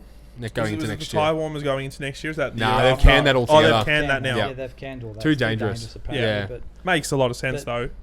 To can it. It would be a bit of a circus them going out on freezing cold tyres in the wrong track conditions. Stupid. No one's going to want to pit either. So I'll say I reckon he could turn up next year with this year's car and win it. Yeah. He could turn up with the RB19. That sounds far-fetched, but that's how good it is. AlphaTauri. Actually, what's AlphaTauri's new name? You got to. No, I don't know. Okay, they got a crypto. Racing Bulls or something. Oh, Racing Bulls. Racing that's right. Bulls. Yeah. Maybe. Yeah. That's the leaning. That's what I was leaning to. They should give him that car for next year and see what they can do. Yeah, with well, it's funny you say that because Horner made a joke yesterday. He goes, "We're a long way from having a pink Mercedes." Talking about AlphaTauri, how that Aston Martin team, the Racing Point team had copied. They copied it on the computer. Exactly pink, that's right. So, but that's a smart thing to do. That's F1. That's modern F1. You know. I mean, look, good on McLaren. They were a laughing stock at the start of the year. Yeah, they came back around really well. This is what gets about Mercedes. They've had 2 customer teams embarrass them this year. First it was Aston Martin. And then ones that got all those podiums at the start of the year. Yeah. I'm thinking, hang on, this is a customer team. And then McLaren, who were last in the first 2 races, stone motherless last they were, and they've ended up getting podiums and front rows, and the Oscar Piastri won a sprint race. Yeah, he's been a shining light this year. Oh, amazing! He's been so good. Yeah, amazing. Yeah. And if the thing didn't race last year, so if it's come back after 1 year, it's pretty tough. I think the media's probably started to learn now, but the appreciation for his first season, Rookie of the Year voted this year, has been amazing. And I don't think there's been a rookie like that since your Hamilton. Well, they do compare him to that season. Yeah, they do compare him to that. I mean, Verstappen wasn't in the same quality car when he first came in the Toro Rosso, but yeah, showed some amazing lights throughout the year. He was like 16 or something, I think, when he came in. He was. It's crazy when you think of it. I remember watching at the time, and because he skipped both F2 and F3, the following season, you'd watch these F2 or F3 races, and they would just drive him like crazy. Yeah. Trying to prove himself. No, I'm the guy. I'm just crashing every race. Yeah. They turned into a Dodgem car. It was just like watching Dodgem cars. They were so frustrated. This young kid had leapfrogged them. Well, hang on. I'm the guy next guy. I'm the next guy. And they were just taking stupid risks, trying to win a race from the fourth row, the first corner, and you're thinking, banana driving. Yeah, we'll see how he goes in the next few years, because he was always talking of leaving Formula One. Yeah, that's right. He's what is he, 25, and he's 26. He's 26, and he's talking retirement. retirement. Got 27, I think, 28. I think that's what he said. 27, 28. Yeah. 2026. Look, the funniest thing he said this year to me was when Van Gisbergen won that NASCAR race. Yeah. So the story. Van Gisbergen went over to Chicago. America, Yeah. and And they're calling him all the Van Gisberg, they call him the G's. They didn't know how to pronounce his name. Van Cheeseburg, Van Hamburger. All that. And Buddy Americans. Max got to see the race because they sim raced together. Yeah. Okay. And Max went on his Instagram and stuff and posted, my God, do you see this guy, the way he uses the left foot clutch with the brake? This is that because we do it in Australian V8. They don't drive that over. No, that's right. Cars, but here was Max Verstappen having a baby over the way Van Gisbergen was driving this NASCAR. Pretty crazy. So he was getting excited about that, and that's why, he's talking. He's got this GT racing team that he set up. So I think he'll go off and do other stuff. Yeah. But will he stop Formula One? And look, who knows? Like, it depends if the rule changes in 2026. You might see a massive flip. You got Ford engines coming in. You got all sorts of new things. But to me, Max is just a refined version of Kimi. That's how I look at Max. Okay. Emotionless. Yep. Doesn't give a fuck. Yeah. Okay? That's a good way to put it. That's how I look. That's a great way to put it. At Max. Yeah, I love Kimi. I loved him to death when he raced. Yeah. And we all loved his personality. Did you have any personal experiences with Kimi Räikkönen? A couple. Okay. I'm not going to talk about, but I did. Come on, that's world exclusive. That's off camera stuff. The guy likes drinking. Okay, what do you want me to say? We'll put it on our Patreon. Him at that end of season party when he was pissed on stage has got to be one of the fucking funniest things I've ever seen in my life. Oh, with when he's on stage with Vettel and stuff. God, oh man, like. Just so raw, and it's funny because if it was anyone else, I'm like, that's taken too far, disrespectful. And then because it's Kimi, everyone loves Kimi. It's amazing, isn't it? I'll tell you one Kimi story. There we go. So give me another beer. You look at the bigger picture. So Ron Dennis, the control freak. Yeah. If you look at the 10-year period, he had the three best drivers over that 10 years. You had Hamilton, Alonso, and Kimi over a 10-year period. Yep. Okay, if you look at Kimi from 01. Do you rate Häkkinen? Of course, yeah. Yeah. Well, even that's longer than conversation. that. But just in the new decade, because by 01, Mika had that accident and stuff at Melbourne here, and he was just Mika was burnt out after the 2099-98 campaigns and stuff. But we're talking about the new generation of drivers, right? And he's just trying to control all of them. Cause Ron's this ultimate control freak. Yeah. And the fact that all three of them are free spirits, hence why they all fell out with him. Yeah. I know he nurtured Lewis. And Lewis is grateful and stuff. But anyway, back to Kimi. So everybody in the paddock knew that Kimi was going to Ferrari, except for Ron Dennis. He was still believing that he was going to keep him. For that following season in 07. And so once Kimi decided he was going to leave, and he hadn't told anybody, he started playing some tricks and games and stuff. So one particular race in Europe, he rang up his crazy Finnish mates. I don't know if you've seen the stories with them on the boat. They all have parties. He's got some crazy. So this is an 06? 06, right? And so he gets on the boat and goes, "Listen, I want you to come to the motorhome. I want you to wreck the motorhome. Okay? I want you to turn everything upside down." I'm trying to do his accent. Yeah. He was basically telling his mates to come down and just wreck the place. Drink all the alcohol, smash the table, just to stick it to Ron Dennis. And sure enough, they came on the Friday and just tables and chairs smashed, and Ron's just. Filming like this, that was what Kimi's way, a bit of payback sort of thing, because just, being in control all that time. So funny. Yeah, just that was typical Kimi. Like there was that year he retired for a couple of years, and he went to Monaco, and he went nowhere near the paddock. He partied on the boat all weekend. Everyone was waiting for him to come over to the beach. He was just getting drunk over there. So anyway, So but it's amazing. You never hear a bad word said about the guy. Everyone loves him. He was straight up and his character and But that's how you got to be, and that's like we had the way you earn respect. Sometimes just no bullshit. Yeah, I mean, look, it was a great championship he won. You talked about it earlier, Tom. Man, 07, and look at the but McLaren fluffed that. Well, 100% they did. They just. But Hamilton fluffed that in the pit lane in China as well. Yeah, no, agreed. Massive as agreed. But the argument is probably McLaren might have left him out a bit too long. Yeah, but the point was, with 2 races to go, Kimi was 17 points behind. It was 20 for a win, so he had no chance. He's come from the dead to win that championship because McLaren literally just stuffed it up. And I thought it was ironic, given how long McLaren had stuffed Kimi up for those 5 years. The cars were blowing up. He should have won in 05. Yep. The 03 he was using an 02 car. Yeah. Nearly won it against the shoe. So the irony for me was that McLaren sort of helped give him that championship they owed him by not favouring. Alonso thought he was a number one, hence that fallout at Hungary they had. With the qualifying, And then the thing was, they sacked Alonso. Yeah. He had a 2-year contract, but that's how much bad blood there was after what happened at Hungary. Yeah. And Lewis getting favoured, but they picked one driver, and the other factor in 07 no one talks about. Massa had an engine go, I think, at Monza. Well, there was something happening at Monza. I can't remember exactly, but that's when his championship campaign ended, and they had to back Kimi. But had Massa had a good result at Monza, then Ferrari is still giving them the equal thing, and that probably would have swung McLaren's way. Yeah, there's that famous race at Spa in 07 as well with Hamilton and. But probably my favourite race of all time. I was reporting there for that. There you go. Well, it was interesting. We were talking about before the pod. Did you how he found out on Monday he got the 3-place grid penalty, a 3-second penalty? I found out on the following day that Hamilton got a time penalty, and changed the result of the race, and probably changed the result of the season as well. Yeah, it was a hell of a race, that one. I was nearly crying when Kimi was doing that. Spa and rain just.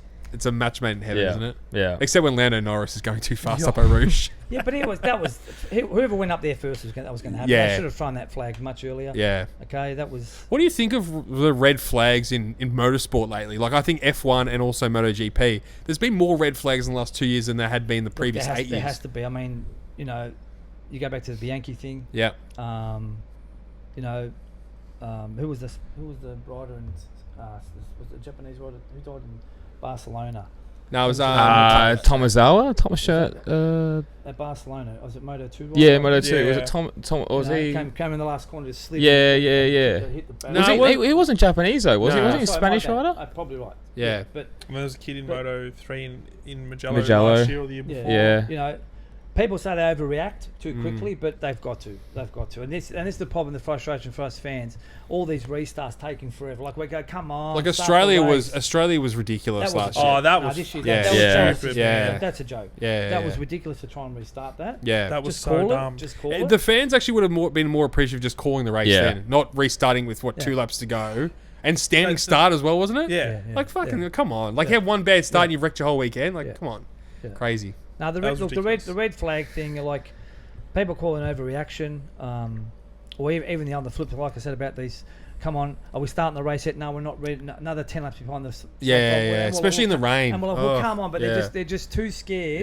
Because in all seriousness, they've gone to all these measures now to try and make it as safe as possible. But there's just always going to be that danger element. And the scene of these accidents, it's all about angles. I mean, apart from the Bianchi one, but, some of these crashes we've seen that, the Kubica one in Canada there all those years ago. Yeah, he was very lucky to walk away from that. Yeah. I mean, seriously. In my opinion, that crash, if he didn't get slightly airborne in his nose, he would have been fucking but again, gone. angles, Tom. Angles. Yeah. They can make a wall as hard as that softens up, but if the angle comes wrong, wrong it's way. all about angles. It's like that in like, on the road as well. Just hit the wrong spot. Yeah. There was a crash at Le Mans about 7 years ago. One of the the GT cars just hit. It was looked like just an everyday crash. Just hit the wrong side of the barrier at the wrong point and instantly dead. So you're right, angles. But I mean, with the F1, I mean, I look at the Las Vegas thing. I don't know what you guys make of the Las Vegas. I loved it. Yeah, I was a fan. Better than I thought. Event. Yeah. I think we all said I was sitting down on Saturday night and thinking, fuck, I'd love to be there. Yeah. You weren't there. You were at Qatar that weekend. No, I was in Sepang. Sepang that weekend. I was in Malaysia that weekend. Oh, okay, gotcha. Because I just prefer to go to the MotoGPs now. I don't really. I go to some F1s, more the ones in the Middle East because they're accessible. You can get tickets. So I went to Bahrain this year.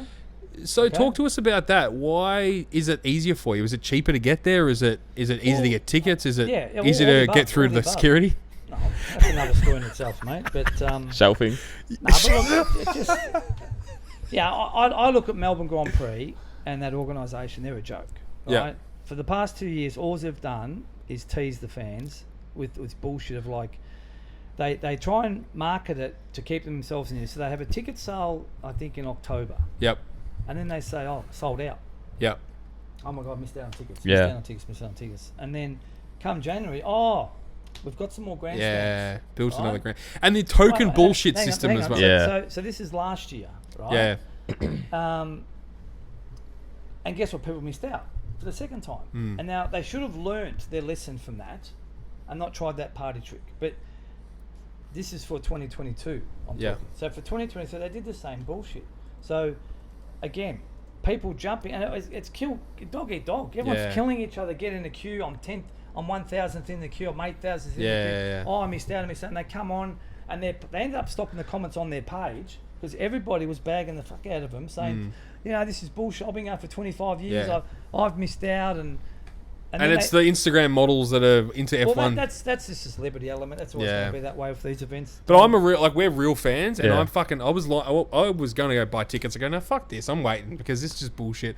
Like, you've got to buy tokens to get a thing. Buy tokens to get that. Just fucking have them for sale. That's standard Americans bar. Yeah, that's what they do. Yeah, but it's not. It's the OzGP Corporation. Oh, is it? The Right. Corporation. They sell the tickets. They're just trying to. They're still trying to recruit from COVID, probably whatever. But look, if you look at that event over the past 20 odd years, there's a lot of things that have gone missing.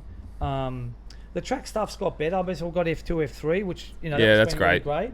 But maybe I'm just maybe I'm just a grumpy old man. But I'm just over this fighting for tickets. Yeah. And they did have this thing called GP Advantage, which if you remember. Yep. But at the end of the day, we get that pretty good, but you don't get that. You get that at some races around the world. Silverstone does that. Yeah. This early bird thing, you get access, but nothing's forever. And when they disbanded that 4 years ago, I said to myself, we're in trouble here. We're just gonna be like everybody else. Well, my mates always used to go. You buy the 3-day grandstand early enough, then you get the pit lane walk on a Friday. It was the same every year, and they did it every year. They spent their fucking $400. You're not even guaranteed that now. No. And people are going, you know what, fuck this, I don't care. And then the people who aren't actually real fans are going to the race. I managed to find a couple, once it got sold out, a couple of my mates missed, I managed to find a couple of links overseas. Yeah. Some friends had sent me and stuff, and passed on to my mate, but can I choose where I sit? I said, fuck, those days are over, mate. Beggars can't be choosers. I want an aisle seat. I want an aisle seat. Do you want to go or not? Yeah. So back to your point, like, I haven't even bothered buying tickets for next year's Melbourne. No, we're the same. Yeah, we did the same. I probably won't even go. Like, no. I'm just over it. Me too. It's exactly the same. And the contrast for me is that I go to these Middle Eastern races. Bahrain, I went to Jeddah last year. Saudi Arabia, I go to Abu Dhabi all the time. But why? Is it flights cheap to there, or is it? No, look. I look like this. Like, this sport has given me an opportunity to see the world. Would I ever gone to Malaysia? Probably never. No, I've been there more than 100 times. I don't think I'd want to go to Bahrain, though. Yeah, but I hear. But the races, you'd guarantee to see a good race, Tom. Yeah.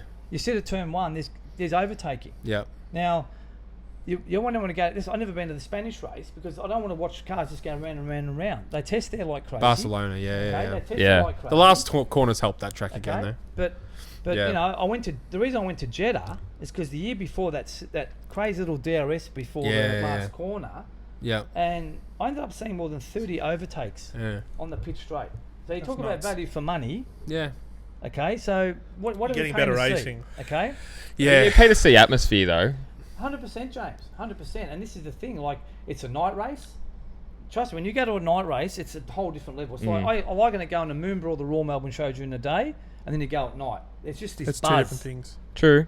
So when you see, you said to yourself, Tom, it's day footy versus night footy as well. Well, there's another one, but seeing speed at night. Yeah. You said to yourself, the cars look great. But do you go to Singapore?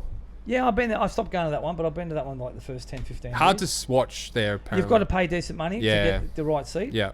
General admission won't do it for you. Yeah. But again, that next to Monaco is the most expensive. That's why I think that Vegas, for me, spending all that money, I don't think there's a good spot you could watch the race there. Well, you've seen all the post-race stuff. People, $6,000 tickets, and all you seen was a beam. Yeah. The car came under the beam because the lights were blocking the view. And I mean, they'll. Yeah, I think. But all that stuff about the screens, they blocked off all the overpass screens. Yeah. And someone posted a video. There was this escalator up to a. Yeah. And they just kept going up and down. Watching the race. I mean, that's pretty funny. Yeah. It is funny. But it's different. Formula One's just in a whole different stratosphere now. That's right. This is this Drive to Survive thing. Right? Yeah, that's right. I'm not a fan. I've never watched an episode. Not a fan. Yeah. Well, you've lived it. Well, maybe so, but that's just. It's funny. I'm a massive fan, and I don't love it. I don't love watching it. But the people who are on the cusp of F1, they love it because they can get into it as well. So it's good for the sport. Look. Liberty are a media company. Yeah. Okay. They bought this sport for a reason. Okay. They paid $1 squillion for it. Okay. And they knew what they wanted to turn it into. And now we're seeing it firsthand. They created this show. Sorry, go on. Well, no, it was interesting. It was, how much was it? Was it 10 billion? Oh, it was more than that. But it was interesting. It was around about billion. It was probably just under. It was 800 and something. 860 million. It was. I think it was low billies. But anyway, it was interesting. It was interesting comparing it to Twitter. Yeah, Twitter was 44 billion. It's just crazy, isn't it? Yeah, like you bought a sport. Yeah. Versus a app. A sport that's been going for 80, 90 years. Versus an app that's been running for 15 years. Like that's modern. Anything at the moment, isn't it? Like how crazy that amount of money is. Yeah, but again, you look at, we're talking about the app. How quickly are you getting your return? Yeah, well, I don't know. That's my point. Like, it's a global sport. This is why we want more races. Okay, that money's divvied up. The teams get half of it. Yeah, which Ferrari get a bit more than everyone else. There's actually a table. I don't know if you've seen it. Yeah, I've seen it. Works. Yeah. Yeah, there's a breakdown. Well, it was the most amount of money Red Bull has to pay to go into the season next year. Yeah, it was the most amount of money any team's ever. Ever. Because it's in some ridiculous points, but back to the Vegas thing. Like, they promoted the hell out of it as this extravaganza, and to think that session got cancelled from that drain. Yeah, I mean, you'd be pretty pissed if you. Paid of course, and the fact that the Milikali idiot came out and said, "Oh well, these things happen at rock concerts," and what an idiot! That was his analogy. Yeah, and that's a weather thing. We're talking about weather there. If you're going to a rock concert out in a festival and it rains, well, that's those things happen, but not something that could have been prevented. It happens at Monaco as well. It's happened at Monaco. It's happened at Baku. It's always hard on the first of anything. No, it has. Yeah, it has. But the joke of it is that, and they've all said this. Why were they running these sessions at midnight? That was crazy. That was so crazy. Yeah. And the point is, they still had the second session just with no fans. It's funny when I first found out about the timing. I know. When I first found out about the timing, I thought, "Oh, good, it'd be nice and be cool, nice and cool." Then I didn't realize it was going to be fucking 15 degrees, 12 degrees, 5 degrees, like crazy. I mean, I think it was. I think all in all, though, it was successful. Yeah, same. And once it got going, it turned out to be. But once again, Alonso said this: it's not a proper racetrack. It's not a classic track. It's just you got 4 straights, 2 DRS or 3 DRS zones. It's not. But this is what it's turned into. Yeah, that's F1. This is what it's turned into. Okay. Yeah. From a purist will tell you. A proper F1 season will have 2 or 3 great races, and you talk about those races for the next 10 races until that next one comes up. Yeah, they're trying to get that happening every week, and all it's just doing is saturating the great stuff and not liquefying, but just it's not becoming pure, like in the sense, this and hence this DRS thing. They're trying to get rid of the DRS, but they still need it. 100%. Of course they do. We want to see passing. Yeah. You want to see. You talk about that 07 Spa race. Oh yeah. Like at the end of the day, he didn't get past him, but it was the suspense. Yeah.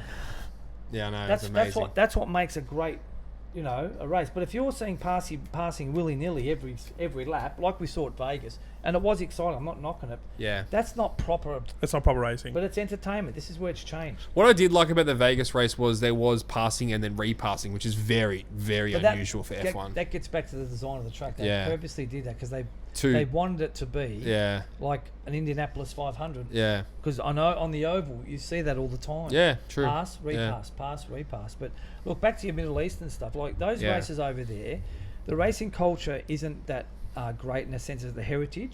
So they're still fairly new.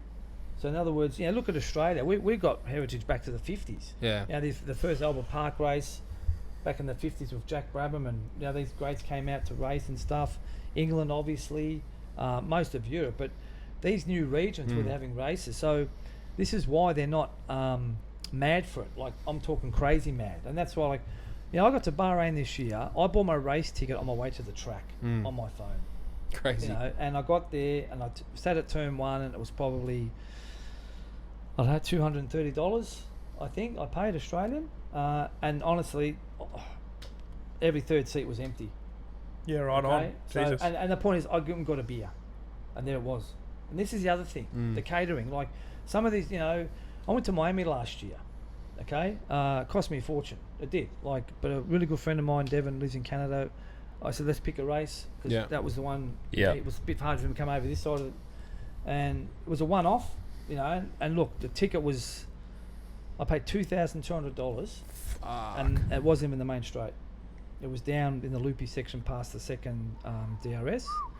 Yeah. And the main straight was up near $4,000. Shit. How was the event? Look, again, it's Miami. Yeah. Okay? It's they had every sports star possible come down for it. Mm. And Vegas was the same. Mm. Yeah, this is what they really cashed in. Someone made the comment, well, we don't need Monaco anymore. Mm. Okay, when you look at Vegas with all the paparazzi, all the glamour, everyone that was coming down and stuff, but you talk about tracks that aren't classics. Well, they all can't be classics. But I personally think they've outgrown Monaco 20 years ago, 30 years ago. 100%, mate. So 100%. There was talk of them changing the track. Yeah. They were going to go left before the Mirabu. Yeah. But they would cut out the famous Lowe's hairpin. Yeah. But that was something that I think they really have to look at, because I just don't see the excitement for Monaco next year isn't going to be there after we've seen Vegas. And I don't know. I don't agree with that. I'm not into the artificial stuff, but the only thing I've ever agreed Bernie Eccleston for is putting sprinklers on the track, and that's the one racetrack. Yeah. You want, and that actually happened one year. I think it was 06 or 07, I can't remember, but the track was damp at the start of the race. Yeah. It stopped raining, so they had to change to dry tyres after 10 laps. But that's the one racetrack, and please, I'm not for artificial anything, but just get a water tanker, send it out there 10 minutes before, completely wet the track. Okay? That way you're starting off, and you're going to get a pit stop that's going to make a difference. And you're going to get greasy conditions, and there'll be a dry line up here, and then you're going to get side-by-side stuff. Because at the moment, it's just... But almost... It's all about the Saturday. Even that's right. If you qualify, that's it, you've won. Yeah. I mean... And the journos say... Just quickly, the journos all say this, right? When Saturday qualifying's done, the race is over. That's right. That's basically the finishing position. That's right. Yeah. That's the podium. Ricardo won... Barring some... Ricardo won without 160 horsepower one year, you know, he kept behind. So, like, it's... For me, it's not like when I was a kid. It was something different, like the Monaco Grand Prix. Going into next year, I'm like, you know, it's not something. But again, this is because Liberty's come along and created these extravaganza events. That we're all getting hooked into. Yeah. I mean, every man his cat was watching Las Vegas. It was a good time zone. Apparently, I was overseas. Well, 5 p.m. Saturday night is the ultimate. Yeah, probably prime time. Probably 7 p.m. would be better, but like it finished at 7, and then everyone can go out afterwards. It was perfect. That's right. It worked out well. But not for the Americans. Yeah, I mean, if you're in New York, 4 a.m. 4 a.m. or 3 a.m. or whatever it finished, like it just doesn't make sense. But again, that goes back to the and Horner said this. He goes, we're all fucked. He said it. He goes, this has been too taxing. Like, what are we doing at the track here? It was crazy. Because they wouldn't have got it for practice. They wouldn't have got home probably till the sunrise. You know, after they've packed everything up. The Singapore race. So what they do, because they come from Europe, they stay on European time. Yeah. So they sleep during the day. Yep. All day. They have the curtains closed in the room. Makes sense. And they'll wake up like at 3 in the afternoon or 2 in the maybe say 1. They'll go to bed about 4 in the morning. And so they stay in that European time zone. Stay in that. And so therefore they're awake and alert when they need to be around that time. Yeah. That makes a lot of sense. I don't know what happened with the Vegas. I think George Russell had a joke. There wasn't he sleeping in the car or 3 naps. Yeah. Those red flags. It was totally different time zone to England as well, because England were waking up at 5 a.m. to watch the race. Okay. So it was completely the other direction. So they had no chance. That's why they were fucking so complaining about it. Yeah. There was no way they could even sleep on Europe time, because it was totally the other side of the day. So but crazy. Look, back to why I go to some of these races, Tom. Look, yeah. I love Abu Dhabi. I love the culture there. So it's given me a chance to see the world. Okay. Yeah. So the sports become secondary in some of these places I go to. That's it. If you're going to spend the money, you want to enjoy the country as well. Once upon a time, it was all about going there for the racetrack. and nothing else. Where do you sit in Abu Dhabi? Which corner usually? The best corner, it's in the W stand. Okay, I'll show you a video later. So basically, it's where all the passing is. It's before that little flip-flop between the two straights. Yep. So they come down. And that's where the overtaking is. And gotcha. I'll show you some. But right opposite you. Yeah. Is the last corner, and they go down the pitch straight. Gotcha. Okay. Yeah. So that's to your right. You sit on the outside of the track. You're on the outside of the track. Yep. Okay, they come down the long straight into the braking zone, go left and then right down to the second straight. Yeah, great spot there. Okay. And then you see the straight. And then you'll see the 2 last corners opposite you. They come into view and go around and if you sit in the right spot, you'll see directly down the pitch straight from behind. and therefore you get to see the start of the race with the cars. Yeah, it's a great spot. And of course the fireworks. So for the people listening at home, if I went to Abu Dhabi for a week to the track, accommodation, how much would it cost me? Look, depends how much you want to pay in a hotel. Okay, but those tickets there where I sat, you're probably looking at about $600-700. Yep. Which is not crazy. Yeah, probably around. Yeah, I'd say 700 around there. Hotel's expensive? No, it depends. Okay. I stay in a particular hotel, but you can go anywhere downtown. Now, if you stay on Yas Island, you're paying a fortune. Yeah, right. Okay, they're just ridiculous. Yeah. And we went last year for a friend of mine's 40th, and they'd stuffed up the dates, and we knew when it was going to be, and they thought it was going to be the following weekend. And so he got the Radisson for like $110 a night. Yeah. And then when the Grand Prix got, that was something like $600-700. Ah, shit. Oh, I see what you mean. So I said, listen, I've got the date. I said, this is the actual date. I said, but they think it's the weekend after. Perfect. I said, get in now. Yeah. And he showed me, he goes, look at this. And we keep joking about it. Yeah. He's a good friend of mine, Devon. He goes, I can't believe I've got this place for $120, you know. Yeah. So look, all up, the airfare, this is pre-COVID, you're paying like $2,000 return. Tickets $700. Hotel 4 or 5 nights, say $200 a night, $300, depending on. That's up to you. You can get one for $80-90. Yeah. However people want to travel. Be cool. Okay? I mean, that would be a Grand Prix I'd go to. But see, for me, and I was having this conversation yesterday. Abu Dhabi, it's just an amazing part of the world. The Sheikh Zayed there, he was a real visionary of a man. He's created so much things there, and that's why, people don't really know this, but the tower in Dubai is named after him. So that's his cousin. So the two sheikhs are cousins from Dubai and Abu Dhabi. Yeah. And there's a doc I wanted apparently where they ran out of money building it. So when they built that Burj Khalifa, again Khalifa is the sheikh in Abu Dhabi, and it's his father Zayed that created everything in that. He was a man in the 70s. So we're going back to the 70s here, Tom. He's the one that brought women to the fore, and these are in Muslim countries where women are supposed to be. He was just an amazing, and they built this grand mosque. I don't know if you've ever seen it, but it's built out of marble. They dug a hole in the side of a mountain in Italy to find the purest granite. Jesus. No money spared there. Okay. And he's buried. That was in his hometown. That was in my hometown. Yeah, it's the biggest thing to happen. Probably. But look, it's. Pino got paid out of it, but he's walking around with jewels everywhere. Second biggest thing to happen. I mean, Ferrari World, that roller coaster is crazy. That's a cool spot. That roller coaster there. But there's things to see with like architectural things, and that part of the world, even just coming from Qatar 2 weeks ago. It's an architecture's some of the stuff dream. he sent me it's an architecture's dream. Yeah. Honestly, you can just design the craziest thing, and they're up for it, because I've seen some of the photos. Daniel, it was nuts.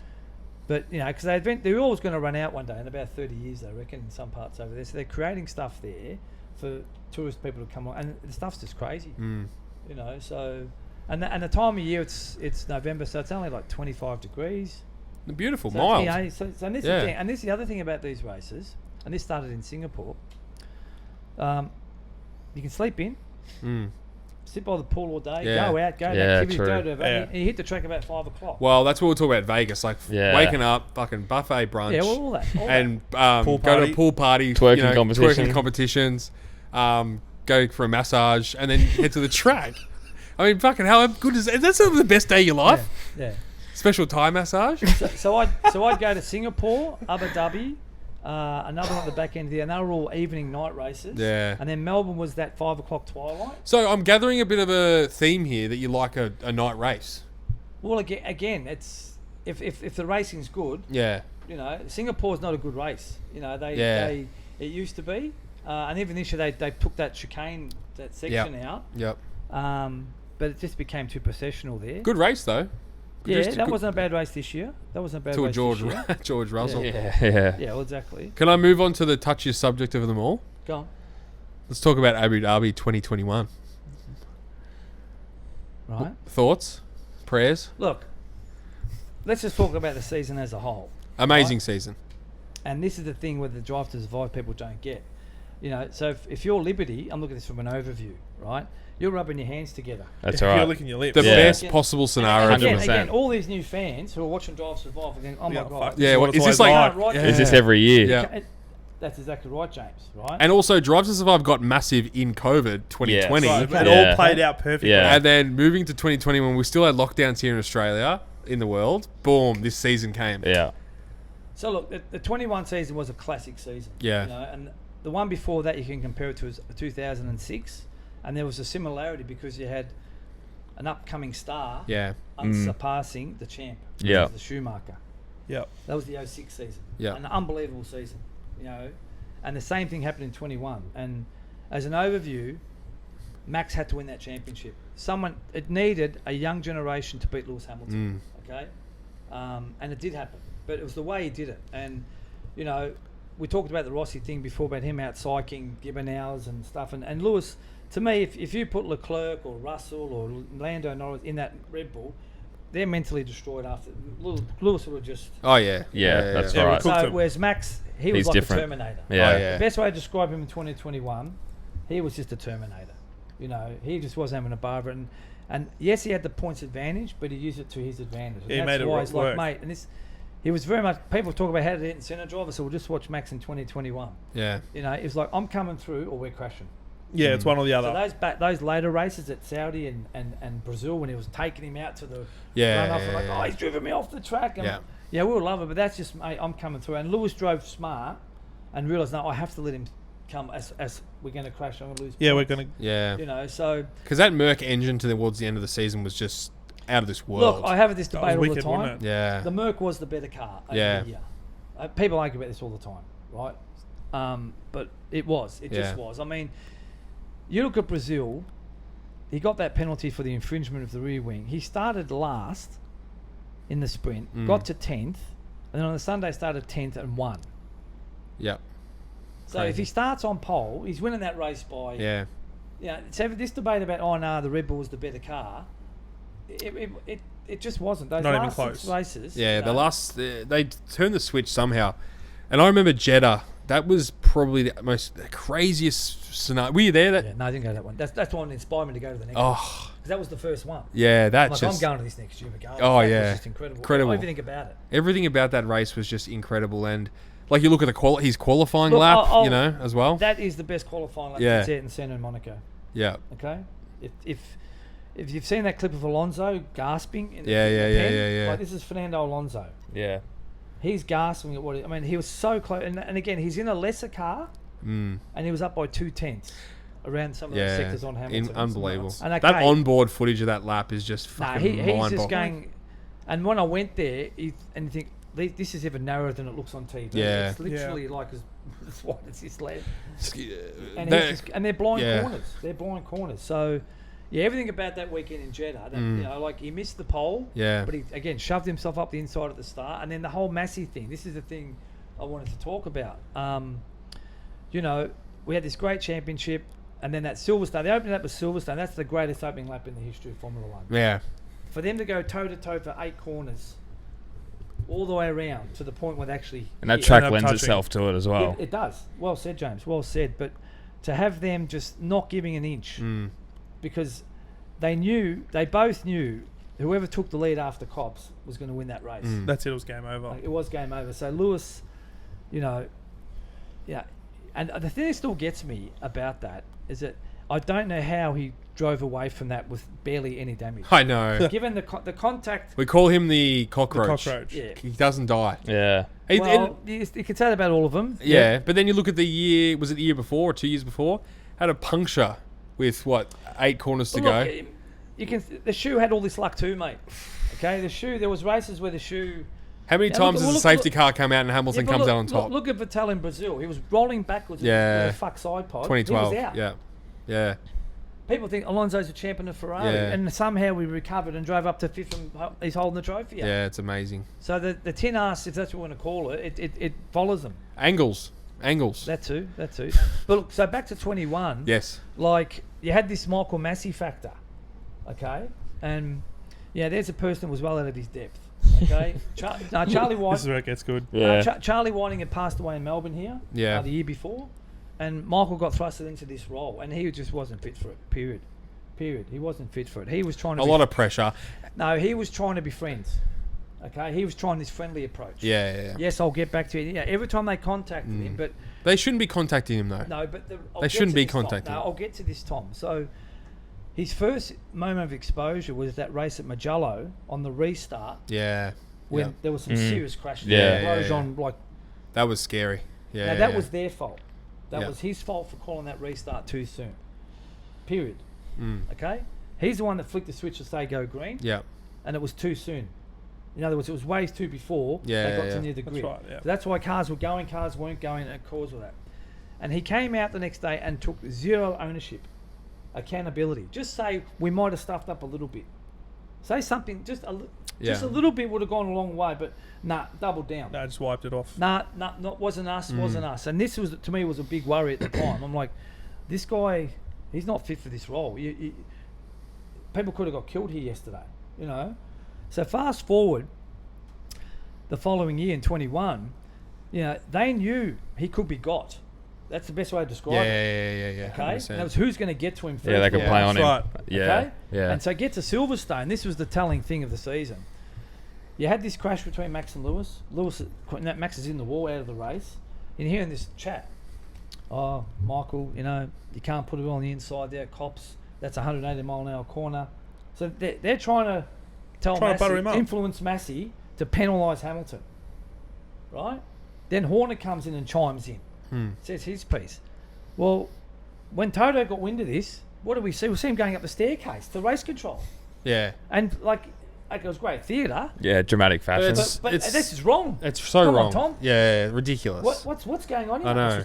It's like a popularity contest. But guess what? It's because they got in first. Yeah. He allowed it. It was allowed. This is my point, right? And so Toto's up there, and this is where the sport's changed. I'm diverting a little bit here. Ferrari used to run this sport, okay, for a long time. The power has shifted. It's now Mercedes that run this sport, okay? They held all the cards at the table, okay? It used to be Ferrari, but now it's Toto. And that's been played out with that silly video, and this is where he's making a dickhead of himself with change your car. No, you change your fucking car. Yeah. Well, I've got Perez saying that he just looks like he looks like an idiot. Yeah. Toto Wolff. It's comedic. As it's come on, the bookkeeper. The bookkeeper. Yeah. Okay. He's becoming more undone each time he opens his mouth, which goes back to. But was this always said? We just didn't capture it, and the audience didn't see this. Well, again, it's the power. Yeah, it's the power. But did that happen behind closed doors? These kind of arguments. No, not when Charlie was running it. Yeah. No, Charlie was firm. But Charlie had all the respect from everyone. Exactly. Yeah. And Michael's way of thought about getting respect was being mates with everybody. Yeah. Okay. So fast forward, we had the stupid thing at Spa that went 1 lap or 2 laps. Yeah. And he's looking like an idiot there again, sort of thing. And then we get to these ones where Max is forcing Lewis off the road, and he's like, Michael, and to give him a penalty, and then we get to Abu Dhabi. Okay, so here we are. Paint the picture. We're 6 laps out. Set the scene. We're 6 laps out. Here's Lewis, 6 laps or 8 laps, what it was, from being an 8-time world champion. Latifi hits the wall. Yeah. Okay. Latifi. And okay. Came from the gods. Latifi hits the wall, and Red Bull being behind decide to pit. Okay, and the right thing would have been to do was to stop the race. Okay, 100%. 100%. Red flag. Have a sprint to the end. Have a 6-lap restart. Equal new tyres and go to the end. Yeah, probably crash. They would have crashed. Massive chance. But anyway, all the better for us, right? But this was again a scenario where he could be got. So here we are. We've got 2 laps to go, and they're in his ear. Oh look, we only need 1 racing lap, Michael.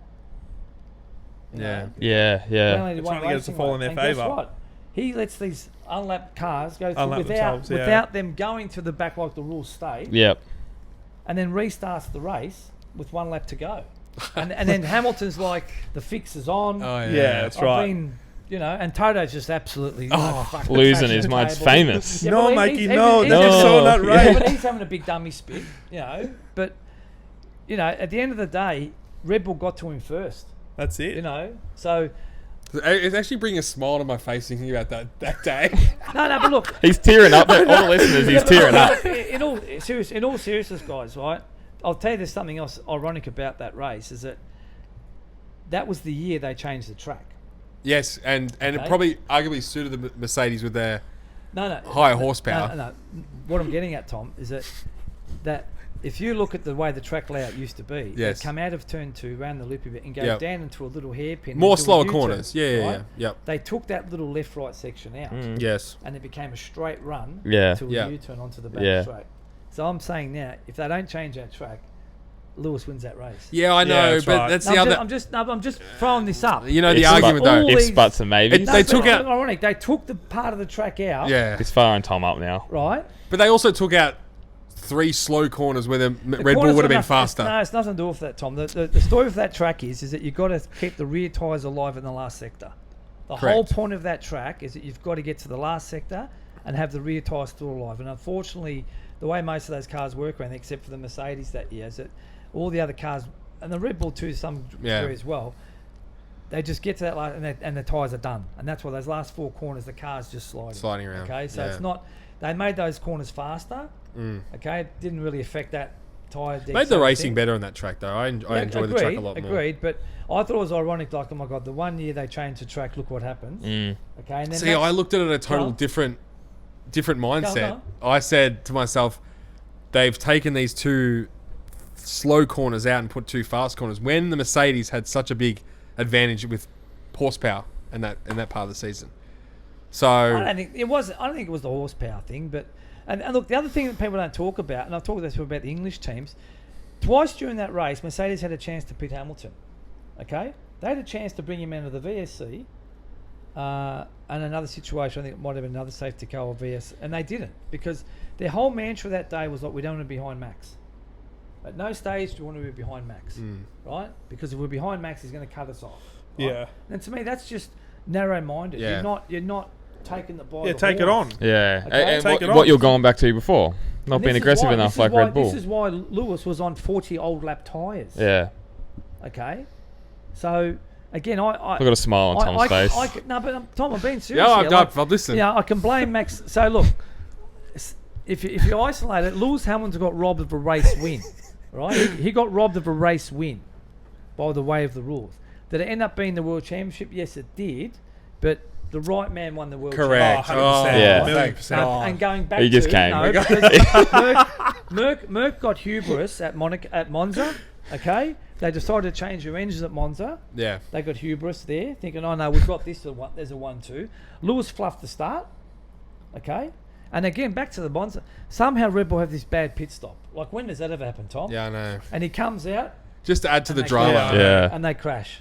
Crazy. On car on top of the other, and if anything, we saw what the halo was made for, right? Yeah, didn't we? So that halo's been amazing. Yeah, a couple of times. But that day there, to think at a slow speed corner, first gear Monza hairpin, and someone could have died. Like, just crazy. Yeah, it doesn't make sense. And then Max had a little feather of the throttle to see if he could get out of there. I mean, that could have been Hamilton's hand getting. True. Imagine that. Very true. He's still got the smile on his face though. Well, look, the key. Fuck the halo. You guys are unreal. Should have been off. It should have been off. Look at him. Take him off. Get Vincent off. Oh God. Oh fucking hell.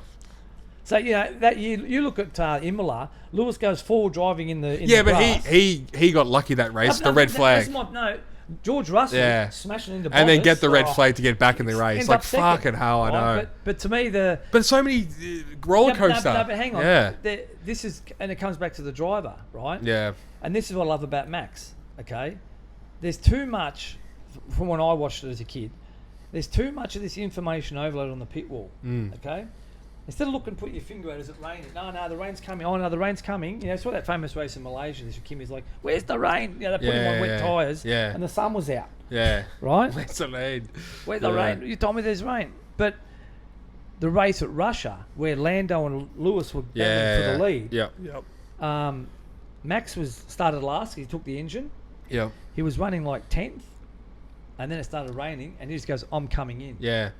He called it. Yeah, called it himself. Came in, ended up second. And Lewis, even though Lewis won, Lewis had this dirty look on her face, like, how the fuck did you get here? Yeah, because he was nowhere that whole... He was nowhere that whole weekend. And qualified badly. Yeah, he couldn't pick it back at all. Yeah. And but he took the engine penalty. Yeah. Right? Yeah. That's why he started at the back. They took all the components. Yeah. I said, okay, maybe we'll get up to 6 or something. But again, the condition, this is what I love. And the shoes to do the same. And I go back to the Prostero and these other drivers and stuff where they made the calls. But now, and this is, you hear all the time, why have you done this to me? That's right. Oh, no, hang on, it's gonna. And you think, mate, just tie one arm behind your back. Now to blindfold me. That's right. Yeah. So there was races there where you thought, well, hang on, Max is making the calls. Merck's not making the call, screwing Lewis over. And I'm being negative. Lewis got a bad start there at Monza, which stuffed him as well. The race, they thought he was just going to walk, being the way the car was. But, credit to Max. He came in, took on the best and beat him. And the sport needed this. 100%. And that's why now it's a bit different. Let's say Max wins the next 4 titles but lost 21. It's not the same. No, it's not at all. He's unthroned the king. Yeah. He's dethroned him. And that's why Alonso's so rated. Yeah. Because Alonso beat the shoe. Yeah. In that he came in and beat the best. Ferrari, in that mighty of the Braun Ferrari. Yeah. He came in and took it to him and that's how you want to do it.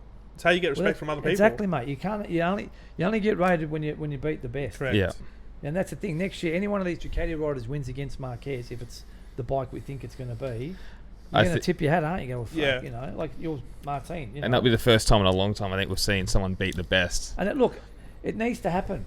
Yeah. I'll flip it to tennis just quickly. Like this Alcaraz, I call him Alcatraz. That result at Wimbledon needed to happen. We can't have Djokovic just retiring after Nadal and Federer winning all these slams for the last 20 years and they've remained unbeaten. It makes a mockery of these guys coming up. Like, what's going on? These guys went at the top for 3 generations. Yeah, you're kind of handing it to them. It's our whole lives have been at the top. Like for us, tennis is those 3. But someone had to come along and beat one of these guys while they're still at their peak. Yeah. Not getting wheeled out. Yeah, that's right. Yeah. Okay. Not on their last legs. It was a great 5-setter.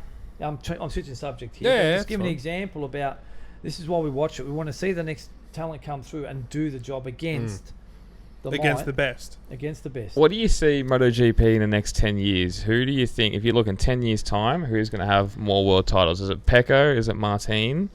Is it Bastianini? Look, given all the rave about Acosta and now this Acosta, Furman, Aldeguer. Like, he's just because of this attention on Acosta this year, which has been, full on. Let's be honest, it's Acosta, and everyone's forgotten this kid's won his last 4 races in Moto2. 4 on the trot. 4 on the trot, and again he's from the same town but a year younger. Yeah.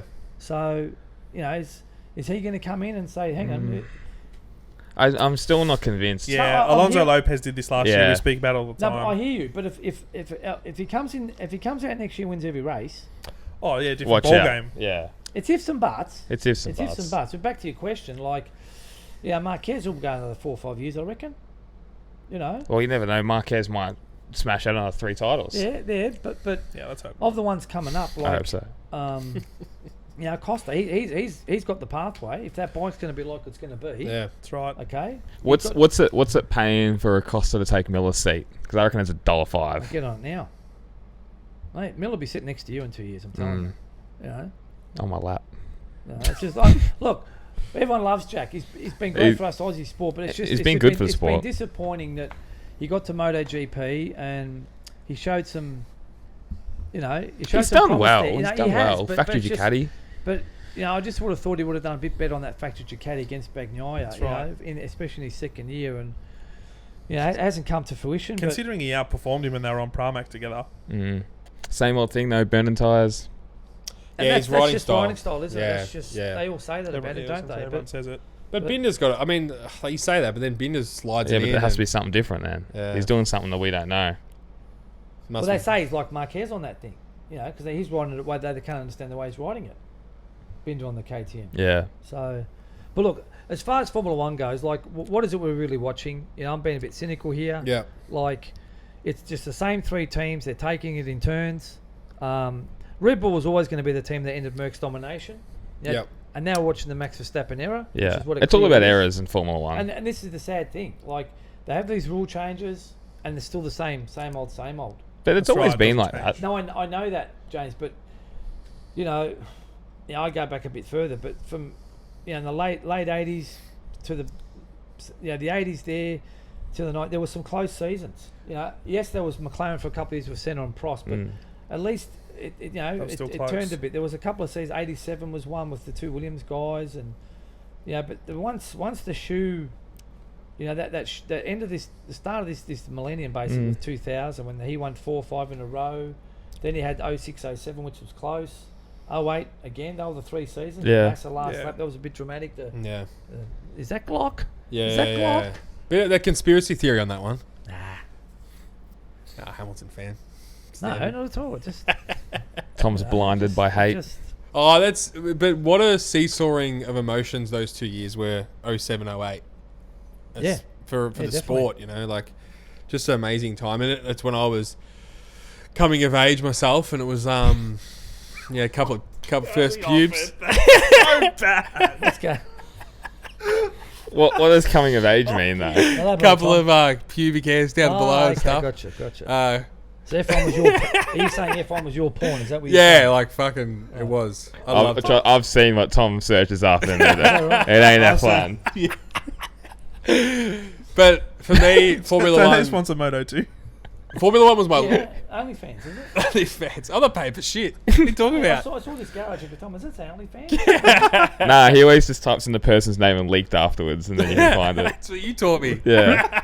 So back to your point, Tom. Coming of age. Coming of age, and like those. That was my life back then, watching F1 and being obsessed with it. Now I love it still, and we do it as a job now. But I see it in a different light now. It is different though. Like when we were going to Albert Park on a Friday, right? And I'm a bit cynical about this. And there were stages where Tom and I were the only ones in the grandstand on a Friday. Yeah. But you go to Albert Park like this year and the year before, it doesn't really feel like you're at a motorsport event in a weird way. It just feels like you're at a big social event. It's just a big social event. That's all it is. Yeah. That was it. And then you compare that with we say this all the time, but you compare it to Phillip Islands, and it's completely different. Everyone's there for the same reason. Where if you walk in the Albert Park now, it's the people that want to spend more money on saying that they're there, or it's networking, or whatever it is. And you look at these weekends when we go to these events, you build into it. And that back to your Friday comment about going in the stands. You'd go on a Friday. Yep. You can walk around and be relaxing. See Saturday, more. Get around people, a little bit. Get a bit more people Saturday. It's a weekend, and then Sunday, bang. Yeah. Now last year, I remember crossing that pontoon. Yeah. And I'm like, what the fuck is going on here? It felt like a race day crowd on the Friday. Yeah. It was. And they said They had 100,000 people. Yeah. 100,000 people on a Friday. I'm like, 100,000 They used to people get on a Friday. 25,000. Yeah. And that's the thing. So it's already peaking before the weekend started. Yeah. And this is another. It's a turn off. Because we used to go to the Friday because of the lack of crowds. Yeah, because we could see more. It. Yeah. Otherwise, you might as well go on a Sunday. Is that why you like these desert races? Mate. Because it's easy to see, easy to get around. 100%. Yeah. 100%. Interesting. And those Middle Eastern races are.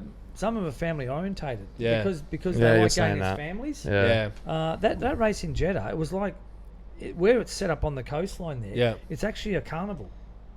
It's built around a carnival. Crazy. So there's a Ferris wheel. They've got the spinning things when you throw. It's literally like being. Can you have a beer there? No, not in Jeddah. Not in Jeddah. Oh, Tommy wouldn't survive. So the way it works in the Middle East, for those who haven't been, a bar has to be attached to a hotel to have alcohol. Yes. But at the racetracks, they'll set up oases for drinking areas. Okay. So Bahrain, you could take your drink to the grandstand. Abu Dhabi, you can't. What about if you're super pissed and you making a bit of a fool of yourself? And have you seen anything of that? Not a good idea, mate. I wouldn't think so. Over there. Okay. No, I haven't seen that. But nah. Trust me, when you land these countries, you realise how you got to behave. Yeah. Not like cows on Saturday night. Some stories there. Yeah. Well, in the old days at Phillip Island, they used to have this big light pole out front of it, where there used to be a pub down. People used to climb it, didn't they? And then what they did, they put grease on it. Ah. Okay. So the grease would probably 10 feet, 12 feet high, all the way around it, right? And then sure enough, all these bunch of kids to get up with their T-shirts and piggyback each other and wipe it all down so they could still go up the bloody thing. That's funny, isn't it? And in the event, they just took it out. Determination. Yeah, when that pub was down at the near the pier there. Yeah. That was a. Well, you're talking about the Isle of Wight pub, which they are rebuilding. So I hear. Yeah. Which is going to be another awesome thing because they're going to have 3 great pubs on the. Yeah, but on the. they used to be everyone used to congregate down there. around that area. Yeah. Just, and it was well behaved. It's still very good now. Yeah, it's that's still. what I love about the MotoGP crowd. They got this reputation of bikes, but no, they're just a very well behaved. No, it is. You don't really see any problems. And the only people playing up with that thing are the locals. Yeah, they're the ones getting pissed and it's throwing shit. People from one thaggy. Yeah, it's the biggest night of the year. I tell all the locals that. Yeah, they go. Now we got the superbikes. We got. They used to say the V8. Get your V8, stick up your ass. We got summer. Got summer festival. Shut up, MotoGP. Yep. If you ask what the best race to go to, it's Silverstone.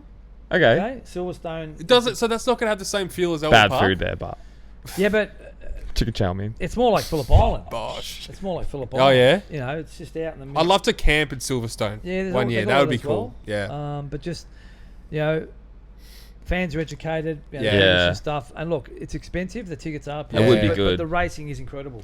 That track is incredible. People say Phillip Island's good because it's one of the only tracks where you can get really close to the action. Yeah.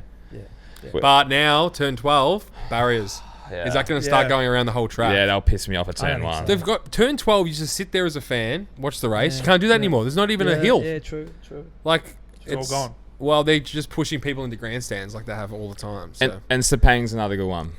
Oh, look, that was the first Tilke track. That's a good track. And look, it's crazy viewing. Like, yeah, you can see almost like 80% of it or something. You're saying it's like watching a scale. Like, it's just watching when you stand in that mushroom, which I call that tower at the end. I call it like anywhere there, 50 meters back, you can just watch this whole side coming up around. They come past, go up the hill, then come down the back straight, underneath you, down the front straight. It's the best viewing track. So we've touched on this. You were there the year Marco Simoncelli sadly passed away. Yeah, that was a pretty sad day, obviously. But again, I had a friend back home here who was messaging me because it's all about the helicopter. Is in the medical helicopter. And when that's get firing up, there's been no troubles. Yeah, something's wrong. When that's about to. Yeah, when you see that on the track, you go, "There's something seriously wrong." It wasn't on the track. It was where the medical just in the pit entry. There. But when that propeller's going around, you're thinking, "Well, hang on a second." This is. And so I was getting the information fed down by my phone by a friend of mine. But it was just an eerie day. Like the build up before the race, there was just this silence over the whole. Really? Yeah, it really was, Tom. It really, once Moto2 finishes, there's not much to do anyway. But there was just this bit of eeriness, like 10 minutes before the race. It was just this serene calm. I can't. It was just really bizarre. It's like something. Yeah. And obviously the race started. They had the first lap and then stopped it. And you quickly saw it on the screen, but then they cut the screen. This was getting so again, a bit like Melbourne this year, in the sense. They didn't say a thing. Okay, I knew what was going on from my friend, and then I think 45 minutes passed, or close to an hour, and they called the race. And everyone was booing. Well, this is where they made the mistake. Yeah. And it may be just a cultural thing. I mean, do you come on and say, "Hello, someone's died," but they wanted to tear the place down. But this is 60, 70,000 Malays and Singaporeans who come up for it, like. They wanted to see a race, but they didn't know what happened. Yeah, it's all right. And so I'm standing there pretty numb, going, "Oh my God, this guy got killed today. Like this is tragic." I'm sort of walking out of there feeling really numb, and watching all this mayhem. People I'm like, "Geez, they don't even know." Like, they don't know what's happened. No, and again, right call, wrong call. I don't know that, and that's sort of been new to them. Because the news I remember still watching the live feed, and they had said the bar, like the writing went underneath, and Nick Harris had to read it out, saying how he tragically succmed to his injuries. Yeah. But that must have been. I think it was an hour and a half, something like that. About that. Yeah. Because I remember hearing everyone boo when they cancelled the race, and even the commentators made a remark on it, but it's obviously because there's just no information. But what do you say? How do you approach that? Yeah, you're not taught that. Tough call, It's like that Marshall that died at Melbourne Grand Prix that year. Was that 98 or something, 99, 2 and 3? The wheel came off. Yeah. Jeez, what a way to go. And they did announce that at the podium. They came out and said it. Because I was assuming the podium was very somber that day. It was like, oh, jeez, I was at that race and in Fontana when Greg Moore got killed. And again, they actually announced it during the race. You know, we would probably regret because he crashed on lap 1 around the back. Fontana's a massive speedway, and halfway through the race, we saw the flags half mast. Like, what's going on here? And then they just come up. We regret to inform you. We regret to inform you that Greg Moore has passed away. Jesus. And everyone just like, what? Yeah. And Montoya was racing that year for Canassi, and a girlfriend of mine, I was in the paddock, and they all just came to the motorhome to pay their respects to the team and stuff. Wow. It was just that's the first time I witnessed a death at a racetrack. What year was this? 98. 99. Sorry. Yeah, it was just walking out of there like, wow, you know, just because it's all about going to these things. I'm walking away. Oh, what a great race! Lap 3, I turned 4. Yeah, this is what it's all about post race, isn't it? Yeah, that's right. Talking about what about that, you know? But to walk out of a motor racing event and the worst has happened. Yeah. And you don't know how to feel. It's just it's pretty full on. But back to the Simoncelli thing. You know, my friend who is he works at the hospital, and he said, he goes, mate, he's gone. You know, I'm telling you, he's just, you know, he goes, this is not good. He has a helicopter, and it was all about the helicopter. Because that helicopter, that tells you everything. You know, as if to say that, well, they're trying to get him towards to try and revive, you know. Yeah, try and get him back to do something because it's pretty serious. So where were you on the day Senna passed away in '94? I just watch it on TV. TV. With a mate of mine. Yeah. But again, that wasn't until the next morning. That wasn't so. It happened. I can still remember the coverage. And the guy in the pit lane, it wasn't Ted, it wasn't James, it was someone else, and he just kept saying, "Oh, it's very grave down here. Yeah, it's very grave. It's grave." He kept saying that's word, grave condition, grave, and well, that's pretty much communicating. Same with that saying something like that. But like again, you just, this was at a time when F1 was invincible. You know, no one, you know, Alan Jones used to say it back in the day on the coverage. You can drop these cars out of a 10-story building and nothing will happen to them. You know, and that's right. That's the monocoque. Yeah. But not the driver in it, sort of thing. And they had 2 deaths that weekend with Ratzenberger. Again, Nicky Lauda had a famous quote on the Monday. He goes, for a long time, God's had his hand over F1, and this weekend he took it away. Yeah. Yeah, that's powerful. Because Barrichello had to crash. Massive crash. Yeah. Ratzenberger. But it got to that peak of just performance, wasn't it, for F1 cars? And it was just a flick of the switch with those accidents. It was just unbelievable.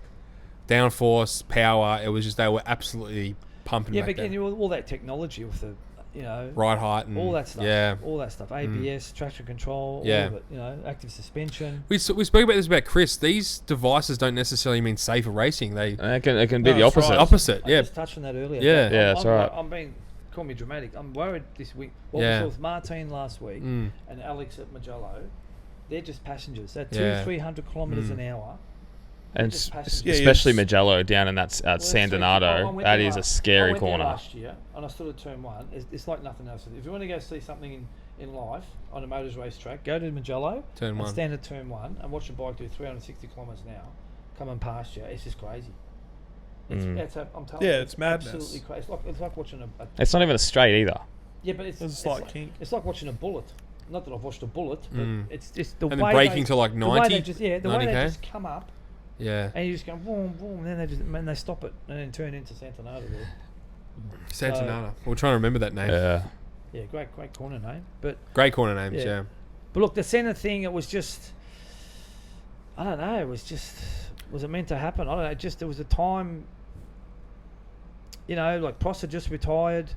You know, the greatest era of the sport, people say, but those 10 years, those two blokes drove together, 84 to 94. You know, the cars were unbelievable. Yeah. Technology was advancing. The characters. Yeah. You had so we had all these unbelievable characters, you know. We'll never forget that region. Like between 94 and 2000, like Schumacher won his the groove tyres. Yeah. You know, they went over the top, they made the you know, this and that's when I started getting in the IndyCar race because Formula 1 was going in a bad direction. They had to make it safe. Of course, this was where Max Mosley was running the show, and he just went over the top with this whole, and they probably had to because, you know, and this gets back to the halo. You know, you had Justin Wilson, who was F3000 champion, went to IndyCar, coming off an oval on turn 3, car in front hits the wall, tyre goes up, bang, hits him straight in the head and kills him. Surtees had a son at Brands Hatch, same thing. Oh yeah, these things happen, but it got to the point. I can't remember who the last one was. someone, and I said, "No, we've got to do something about this." Hence the halo. Well, Dan Weldon crashed in IndyCar, and that was. Yeah, but that was a joke. That was a joke. Kimi Räikkönen got invited to that. Oh yeah. That was an invitational. Yeah. And they were trying to pump up this particular race in Las Vegas, $1 million prize money, and they invited all these champions from all different series. Everyone said at the time, this is wrong to race on this oval with these cars. It's a very tight oval. So there was a few people out there, including myself, going, I don't know about this event. There you go. And then wake up on the Monday and find out. And a lot of people were angry. A lot of people were more angry. Was that same weekend as Bianchi as well? I'm pretty sure. It was around that time, Tom. It was around that time. Yeah. So. Crazy. Yeah. Anyway. Crazy. Now, touching on Senna, we want to hear about your Senna helmet that you've got. It's an Senna helmet. What did I say? How'd you get that? Hey, it fell on my hands. So is this the... Come on, tell us. Who'd you steal it from? Who did you have to... I'm a thief. So did you... I'm a thief. Where'd you acquire this helmet? Tell us a story. What is going on here? When I got my underwear, it's an Senna helmet. I got it. That's all you need to know. He's such a politician sometimes, isn't he? Like MP Danby. Goodness. Tell us later. It's all good. Patreon episodes. Come on, it's a bit immature, guys. This is the helmet. Come on. Oh goodness. All right. Now, can I just before we James? I do a Tom Shabby laugh. I'm doing the Logie speech and he's stopping me. I'm trying to do a Tom and get you out the door. Yeah. You love getting to these. You love going to as many events as possible, and also you seem to get into these crazy hospitality events. Is it just all about who you know? None of it. I know myself. It's me that does the job. Okay. Yeah. Put the head down and walk in. There's a great article on it if you want to read it. I got it at work. I can send it to you. I don't like talking about this sort of stuff, Tom. It just sounds ridiculous. Like I'm up myself, I'm arrogant and all these sort of things. But look, mate, I'm just someone that goes and lives life on the edge and don't take no for an answer. It's that simple, mate. And it's that simple. And it's not about going to events you can get tickets for. It's above that. Well, at the end of the day, you go to these places, you spend the money to go. I'm not a tyrant. No. Not buying a ticket. But I'm just looking to have some fun, and what I find is fun is a bit different to most. And am I rubbing shoulders with Rich and the Famous? Yes, I am. That's not to brag about it, but I'm just having fun. That's awesome. It's that simple, mate. It's not rocket science. It's just. I don't know. I'm just beating a different drum. I'm trying to explain it to you. No. I'm not big headed. I don't sort of try and one up myself and I'll go and do this now. And, post all this stuff. It's not like that for me, mate. It never has been. I was doing this way before social media. Yeah. Okay, and only a close few friends knew about it. It's cool. That's all. Yeah. It's cool. That's all it is. It's not. I like picking your brain about it. But again, look, with the famous people, it's like, if you're getting close, if you're getting close to somebody who you admire, well, have a conversation with them. Don't act like a fan. Yeah. A fanboy and be starstruck like he was last week with Christian Miller sitting there. Oh man, like sitting there. Dude, like I was saying to James, I reckon I zoned out half that interview. I was looking at him going, I'm across from Christopher Miller. I joke to these two blokes. You're the mascot. Well, I have been for 32 episodes. Where have you been for the last 32 episodes? I've been in awe of these two as well. The mascot. But look, you just pull that barrier down. They're human beings. Okay? Yeah. They're just, and really, you've got an opportunity. If you're close to somebody like that, you've got an opportunity to talk to them. And you know what? They're going to show you. They're going to give you more time if you actually show respect and say, "Hey, how you going?" As opposed to, "Oh, can you please on this? Can I get a selfie?" That just means you're being like everybody else. Yeah. So do you want to be different? People talk about being different. Well, be different. Be yourself. And just go up there and say, "Hey, listen, mate, how you going?" Like, I bumped into Mika Hakkinen last year at the Abu Dhabi post race, and he got told, "Hey, how are you?" How are you? I'm like, he knew me. I don't know him, but I've seen him around enough to. But I was curious to ask him about who the fastest drivers are in Formula One in history, and he's one of them. Yeah. And I said, "Mate, is Max faster than Lewis?" And this is because I want to know. So you're asking someone who's in the know, who's been at the top of the tree, and the fins are as straight as you can get. And again, this is his opinion, but it's a pretty good fucking opinion, isn't it? Yeah. Straight from the horse's mouth. That's right. This is the guy that out-qualified Ayrton Senna in his first attempt. Yeah. So there's no better insight. And he was fast, this bloke. He was fast. He was a legend. Yeah. He was proper fast. Something about them finish. But so I had a bit of a joke with him about it, and so okay, is who's faster, Max? No, I was trying to rate where to put Max in this conversation. So it's Senna, Mico Lewis as the fastest drivers, okay, in over time, so to speak. And I said, okay, is Max faster than Lewis? And he goes, they're the same. Right. Okay. I said, is Max faster than you? And he goes, oh. Good, great impersonation. He's just exactly like that. No, you know. And he goes, I really like him, and I love when because Brundle's pit walks are a hard watch sometimes. I love him. They're turning into car wrecks. But when he always interviews Mika Hakkinen, it's always worthy to listen to. Yeah. Well, they were teammates. That's the other thing. Yeah. You know. People forget how good Brundle was. Arguably the best driver ever to not win a race. Yeah, you can say that about a lot of British drivers. But yeah, you got to make your luck. You know, a lot of British drivers get in and never do anything. This is the thing. Yeah. Seriously, guys, there's a long list of British drivers who have made it there and just never got a podium or never broken that duck, so to speak. And again, he came in so Senna beat him in F3. Yeah. In the last race of the championship. Now again, if Brundle wins that championship, who knows? Yeah, different story. But again, there's a reason Keke Rosberg used to say this. You know, you need 101 qualities to be a top Formula 1 driver. And he said Ayrton Senna's probably got 98 of them. Now I don't know what those 101 are, but he's just given an analogy. Yeah. We're talking that last. Barrichello used to say it, you know, racing against Michael, he never has an off weekend. Yeah. You know, this is the difference between these guys. Yeah, that's it. As we touched on earlier. Week in, week out, they're just there. They never give you a sniff either. You know? We have a saying on this podcast, it's cream always rises to the top. It does, James. So back to the Mika thing, I said, is he faster than Ayrton? Ayrton way out there. Wow. So just to recap, I said, it's Max Lewis the same. Okay, then you. And he goes, you know. And I said, then Ayrton. He goes, you know. That was a bit of fun for me, in the sense like we're having a bit of a joke, but I walked away from it going, well, fuck, I'm better knowledge now than I was 5 minutes ago. Yeah. And it was about, hey mate, let's just get a quick selfie and run around telling everybody, and I got a photo. You know, not that I went and told the whole world I met him either, but this is the thing. You know, if you're going to get close to these people, make the most of it. You know, walk away. You're better off shaking his hand. He's going to remember you for shaking your hand better than, can I get Let's get a selfie. Because the second time you see him, he might actually say, I remember you. Yeah. You know, this is, I'm not trying to build a base here, but just, again, being different to the average, when I say average, most of them that get out there, especially with social media, it's all about, you know, that's right, pushing each other out the way, and so anyway. I like it. Very good. All right, boys. I think we're 2 hours in. We are. Longest one to date. 2.5 hours, just about. That's unbelievable. Where's that time gone? Time flies when you're having fun. That's right. I had lots of fun. Yeah. Thank you, mate. Oh, good time. It's been great, guys. You're doing a great job here, by the way. Bandana Man, we'll have to get you back on, and thank you for coming on.